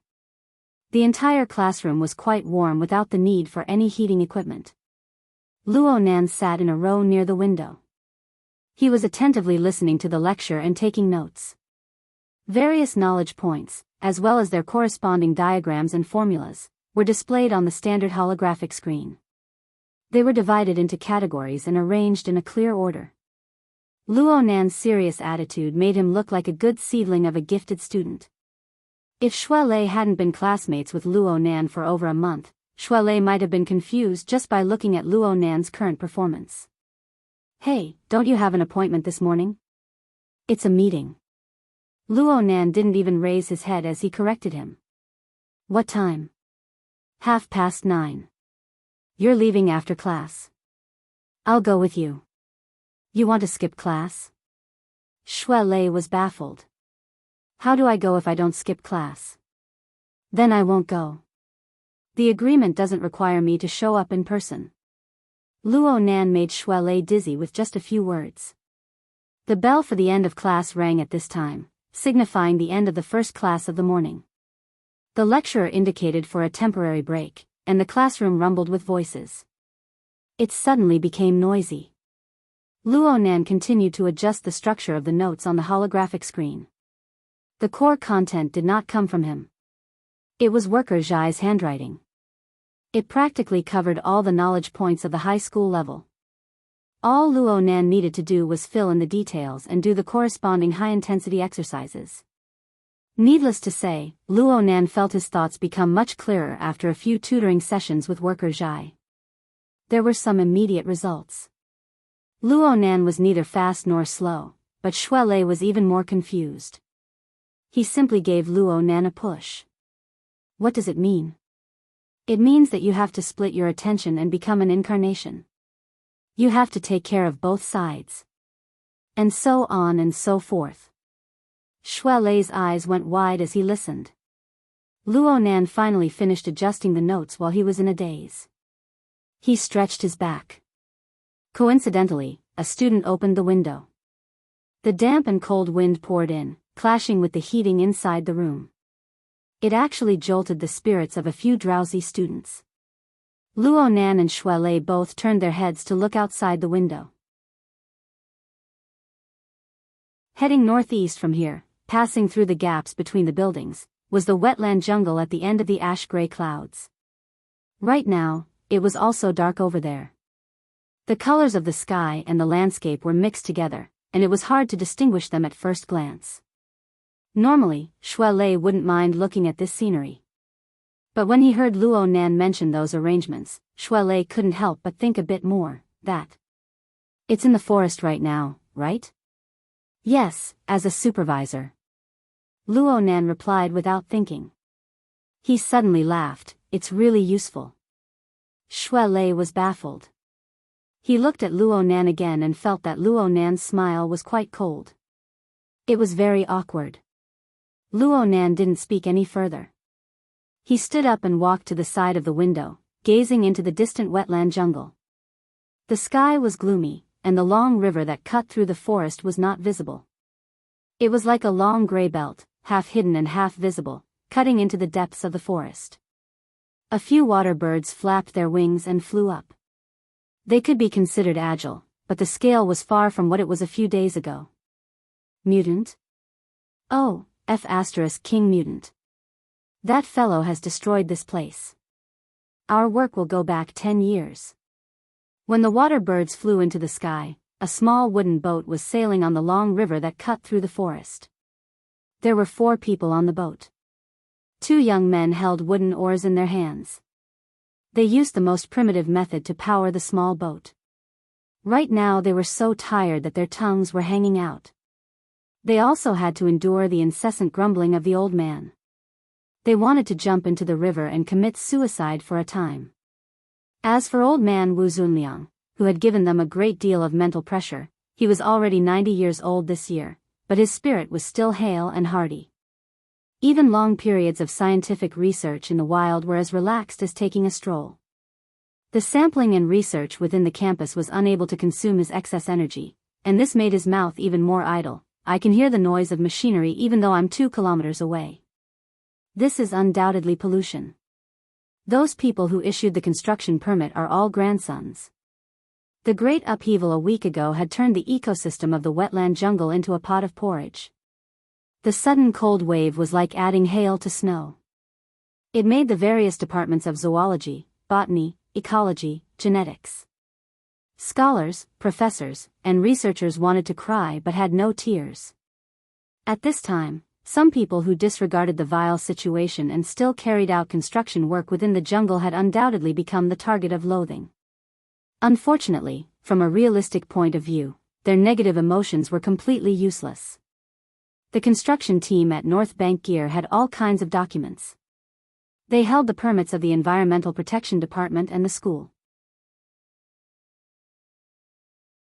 The construction process was also carried out in strict accordance with the relevant requirements. It was done impeccably. Wu Zunliang had tried to take advantage of his seniority to call the construction team to stop so as to avoid an even more fatal impact on the ecosystem of the wetland that was already on the verge of collapse. But the result left him very disappointed and very unhappy. He was unhappy and wanted to complain and vent. In any case, his wife wasn't at his side, so there was no one to reprimand. Before the 2 experimental dogs, who had changed jobs, went completely crazy, a tall woman wearing hunting clothes at the bow of the boat glanced back and said with a smile, "Teacher, in terms of age, there's nothing wrong with them calling you grandfather.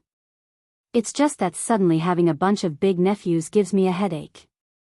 Old man Wu pointed at her. "At such a young age, you already want to be an aunt. Why don't you find a partner?" The one old pan introduced, "That's something." "Teacher, if you can't remember, I can't remember either."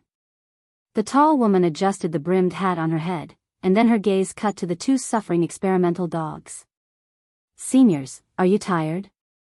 Let's change hands." "No need, no need." The 2 experimental dogs stuck out their tongues, shook their heads and wagged their tails, and simultaneously paddled with all their might a few times to prove that they still had strength to spare. The woman in hunting clothes didn't say anything else, and continued to chat with old man Wu. "Teacher Pan hasn't been in good health recently, and often suffers from insomnia. Given her personality, she'll think too much when something happens to North Bank gear.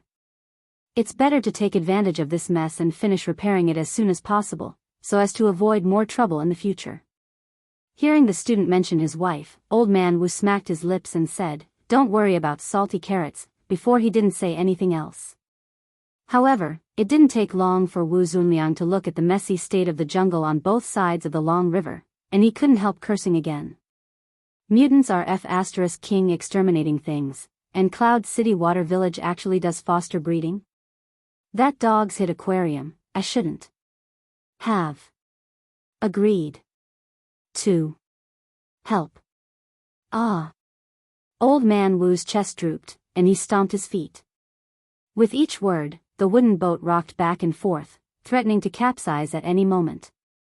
The two experimental dogs' faces were deathly pale, and the woman in hunting attire at the bow of the boat pressed down on the brim of her hat, smiling as she watched him vent.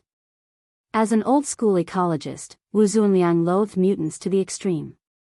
The devastation and continuous mutation of these monsters had destroyed the ecological theory of the Third World War, practically negating all the value of his life before the age of 50.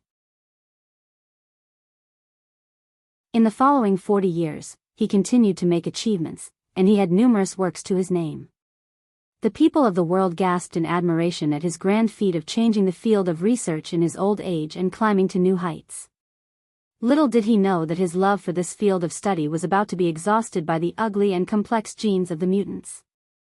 Acumen College's wetland jungle had been practically completely isolated from the influence of the mutants for the past few decades.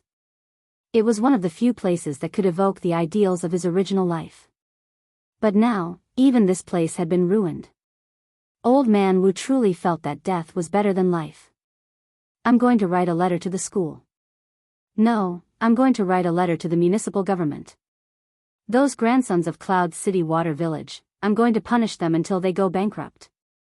"If you want to write, then write," the woman in hunting attire echoed. At the same time, her gaze swept across the river shore, and she said with a light laugh, "I'm actually more interested in that bald crow. With that kind of body, it's already surpassed a raven, right? I don't think a similar giant phenomenon has ever appeared before." "Which one?" When Old Man Wu turned his head to look, the large black-winged bird circling in the air had already disappeared into the depths of the forest, disappearing without a trace. It just so happened that the river curved at this moment, and the forest ahead was sparse. Another part of the lake had opened up, and one could faintly see gear standing on the north shore. It was covered in rust. When he truly saw the building, Old Man Wu, who had previously been muttering curses, became silent. He looked for a long time before turning his face and asking about the crow. "Did you get a picture?" "It was sent to my mailbox." "Teacher, I have an appointment, so I have to leave early today." Oh, you mentioned it yesterday." "Go, there's nothing to do right now anyway."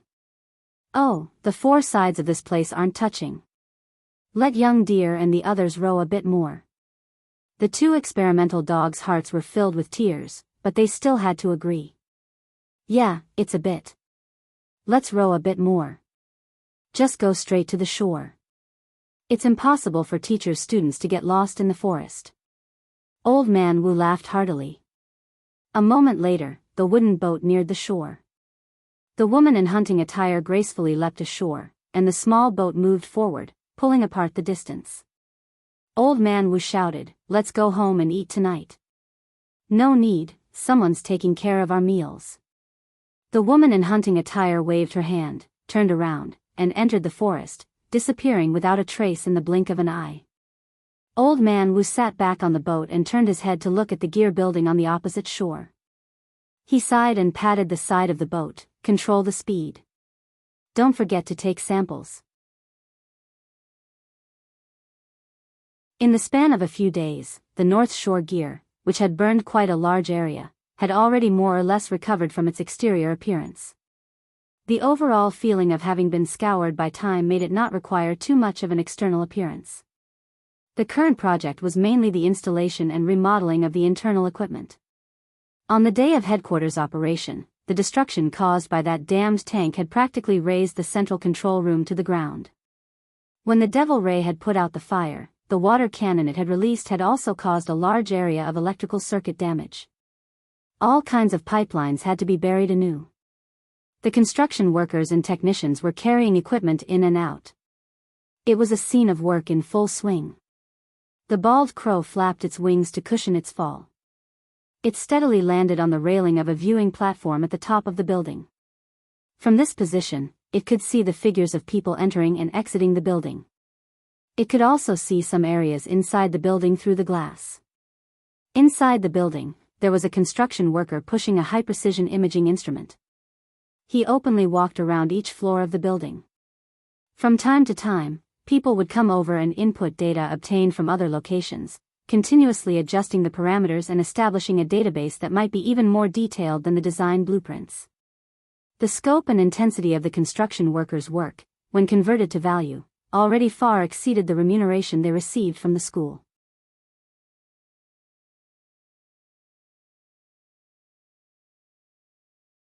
Chapter 336. It was 9:15 in the morning. The second morning class of Acumen College had already begun. The surrounding schools were more or less the same. The students, who were the main consumers, were bound to the campus. The streets of the large living area were relatively deserted. There were only magnetic rails extending out at low altitudes. Flying cars streaked past from time to time. Acumen College was located in the Pingjiang district. It could compete for the throne of the lowest average building height in Xia City. Even though Cloud City Water Village had a super tall building complex in the center, it only made the surrounding environment seem shorter and flatter. The crow flapped its wings and skillfully streaked through the gaps between the surrounding buildings. It soon locked onto the entrance to an underground parking lot. Taking advantage of the pedestrians not noticing, it practically stuck to the top of the doorway and flew in. It twisted left and right and soon arrived at the underground third floor. It found its final target amidst the hundreds of parked cars. Amidst the flapping of its wings, the crow landed on the roof of a commoner's SUV. Its jet-black claws lightly knocked and the sunroof immediately opened, swallowing the crow inside. The car was filled with the aroma of beef. In the driver's seat, a robust middle-aged man held a bag of freshly baked roast beef. He directly stuffed a piece of maroon meat into his mouth. The enormous crow entered the car. When it retracted its wings, it smacked the man's head. He didn't even raise his head. He was very focused. The man's skin was red. This kind of skin color was quite common among Caucasians, but it felt a bit sickly on an Asian. He had a tuft of beard on his chin. It looked like an artist's beard, but it was placed on his face. It looked very crude. The crow sized up this person with curiosity. Then it stood in the front passenger seat. Its claws hooked onto the seat cushion. It stood quite steadily. Its enormous bird body already exceeded 70 centimeters. It stood in the front passenger seat at about the same height as a normal person sitting. The man turned his head to look after swallowing most of the meat in his mouth. He met the crow's jet-black pupils and went, "Oh." He freed a hand and rummaged through the storage box in the middle of the car. He took out a box and tilted the food packaging, pretending to pour it into the box. "Want to eat? If you want, I'll share some with you." This must be someone in the same trade. Otherwise, why would he treat a crow like this? This enormous crow was none other than Luo Nan's pet. It was also Luo Nan's earliest believer, Ink. Right now Luo Nan and Ink shared a view. He could control it, so Ink shook its head. "If you don't want to eat, then forget it." The man stuffed another piece of roasted beef into his mouth and chewed hard.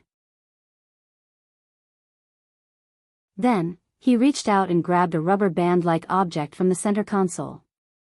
He put it on his index finger and shook it. It was obvious that the material was flexible and had a purplish-red luster. It was very eye-catching. "Lift your leg." Luo Nan was very cooperative.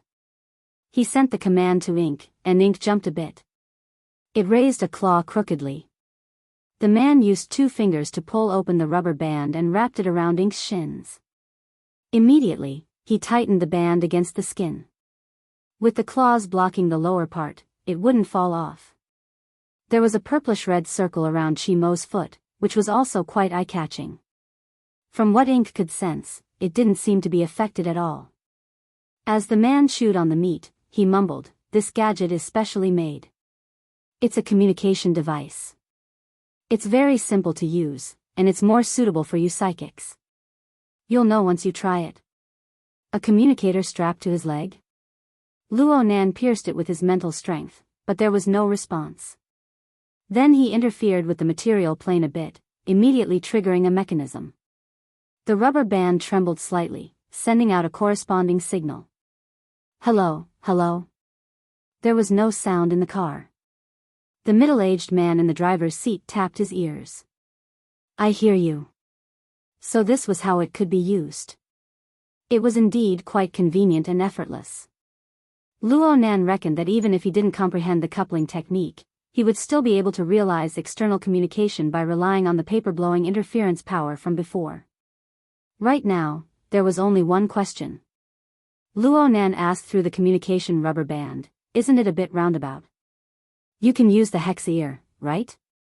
Luo Nan still remembered the last time he and Crag Burst acted together. The two used the hex ear to communicate without hindrance on the psychic wave network. They were able to seamlessly connect to the society's large operation. Why did they need to open a new communication channel? That's your communication network. I can't reach it. In addition, your partner hasn't joined the society. That's all. Partner? Then you. Oh, what's your name, Master? My surname is Jean. Master Jean? Fourth tone. Gujang Jean. You can just call me Old Jean. In any case, I'm just a driver. Luo Nan felt that this person was a bit emotional. Perhaps his situation was similar to Worker Zhai's. He was a person within the circle, but he wasn't an awakened. It was normal for him to be a bit jealous. In any case, this person was a hired employee of the hidden indigo firm. Luo Nan didn't need to worry about his mental state. Zhang Yingying had played such a trick.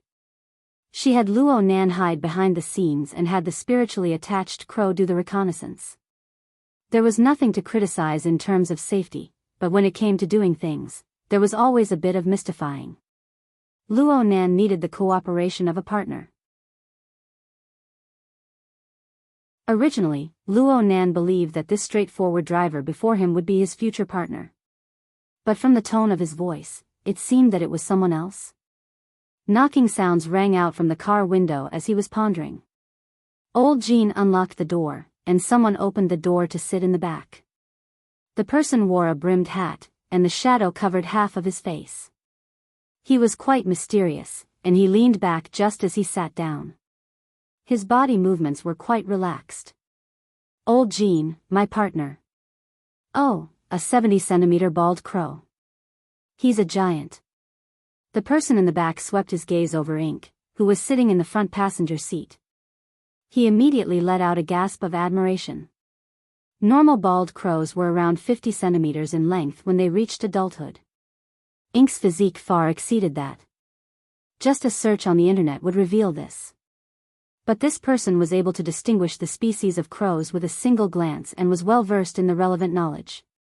He should be an enthusiast or a professional. The person took off the brimmed hat as they spoke. Her black hair hung down like a waterfall, setting off a bright and beautiful face full of vitality. It seemed to brighten up the dusky car. Yes, this was a woman. She looked very young, around 20 years old. Her skin was a healthy wheat color. It wasn't dark, but it revealed a bright luster of life. To use a common saying, she was full of collagen, displaying an abundance of vitality. She casually tied her hair into a high ponytail. It could be seen that she was quite tall. When she straightened her back, her head nearly touched the roof of the car. And the hunting clothes on her body were tight, making her figure appear all the more curvaceous. Old Jean, I'm not late, right? Look at the speed of the car. Old Jean gave a simple reply. Then he poured the entire roast beef from the bag into his mouth. His cheeks bulged as he chewed with force. He knocked on the control panel, and the car started up in smart mode, driving out of the underground parking lot. Luo Nan was speechless at such a bold way of eating. The beautiful woman in the back seat extended her hand over at this time. Luo Nan instinctively felt that she wanted to shake his hand and greet him. He wanted to order ink to extend its wings in response, but the crow's head had already been struck. Then it was rubbed left and right. This crow isn't bad. Oh, or should I say spirit bird, lich, or shikigami? Which one sounds better? Peony has brought along a communication device. You two can directly talk. Old Jean spoke vaguely, giving Luo Nan an introduction. Peony? Luo Nan touched the rubber band and gave it a try. Hi, Mr. Crow. Hello. Hello. In any case, Miss Peony, it would be even better if you could stop pressing on Ink's head. This giant is called Ink? That's easy to remember. It'll be easier to greet him in the future. Also, there's no need to add Miss. Peony is my nickname. Just call me directly. Then you can just call me Crow. According to Zhang Yingying's explanation, everyone participating in this operation didn't know his true identity, including his partner.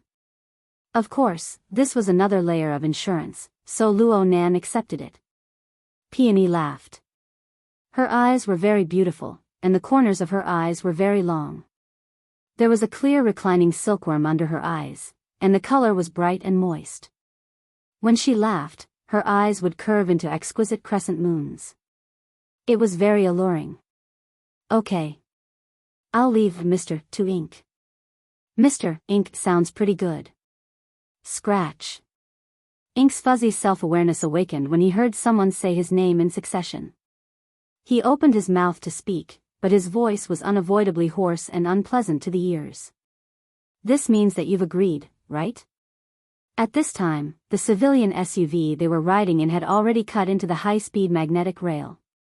According to the driving route, they needed to take a detour from Cloud City Water Village to rise into the sky. Crow shot a glance at the skyscrapers that towered into the clouds in the distance as he changed lanes. He especially looked at Ocean Sky Cloud City, which was at the very front. He couldn't see the details of the building from his position, but waves of tourists had come over since a week ago. They especially loved the viewing platform on the 142nd floor of Ocean Sky Cloud City. They stayed for half a day or even a day at a time. Not only did they use the viewing binoculars on the platform, they also brought all sorts of equipment with them. They watched with great delight. This group of tourists formed an interesting contrast with some of the construction workers of Gear. There were also many types of data and information exchanged between them.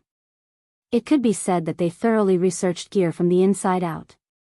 What was even more interesting was that the origins of these people were quite complicated from the current intelligence. There were at least 4 or 5 groups of financial backers. There were conflicts between them, but there were also collaborations. They each showed off their schemes and played to their heart's content. But no matter how they fought openly and covertly, these people all had a clear goal. They were all observing and speculating. Was there a deeper secret in this building called Gear? Could they do something about it?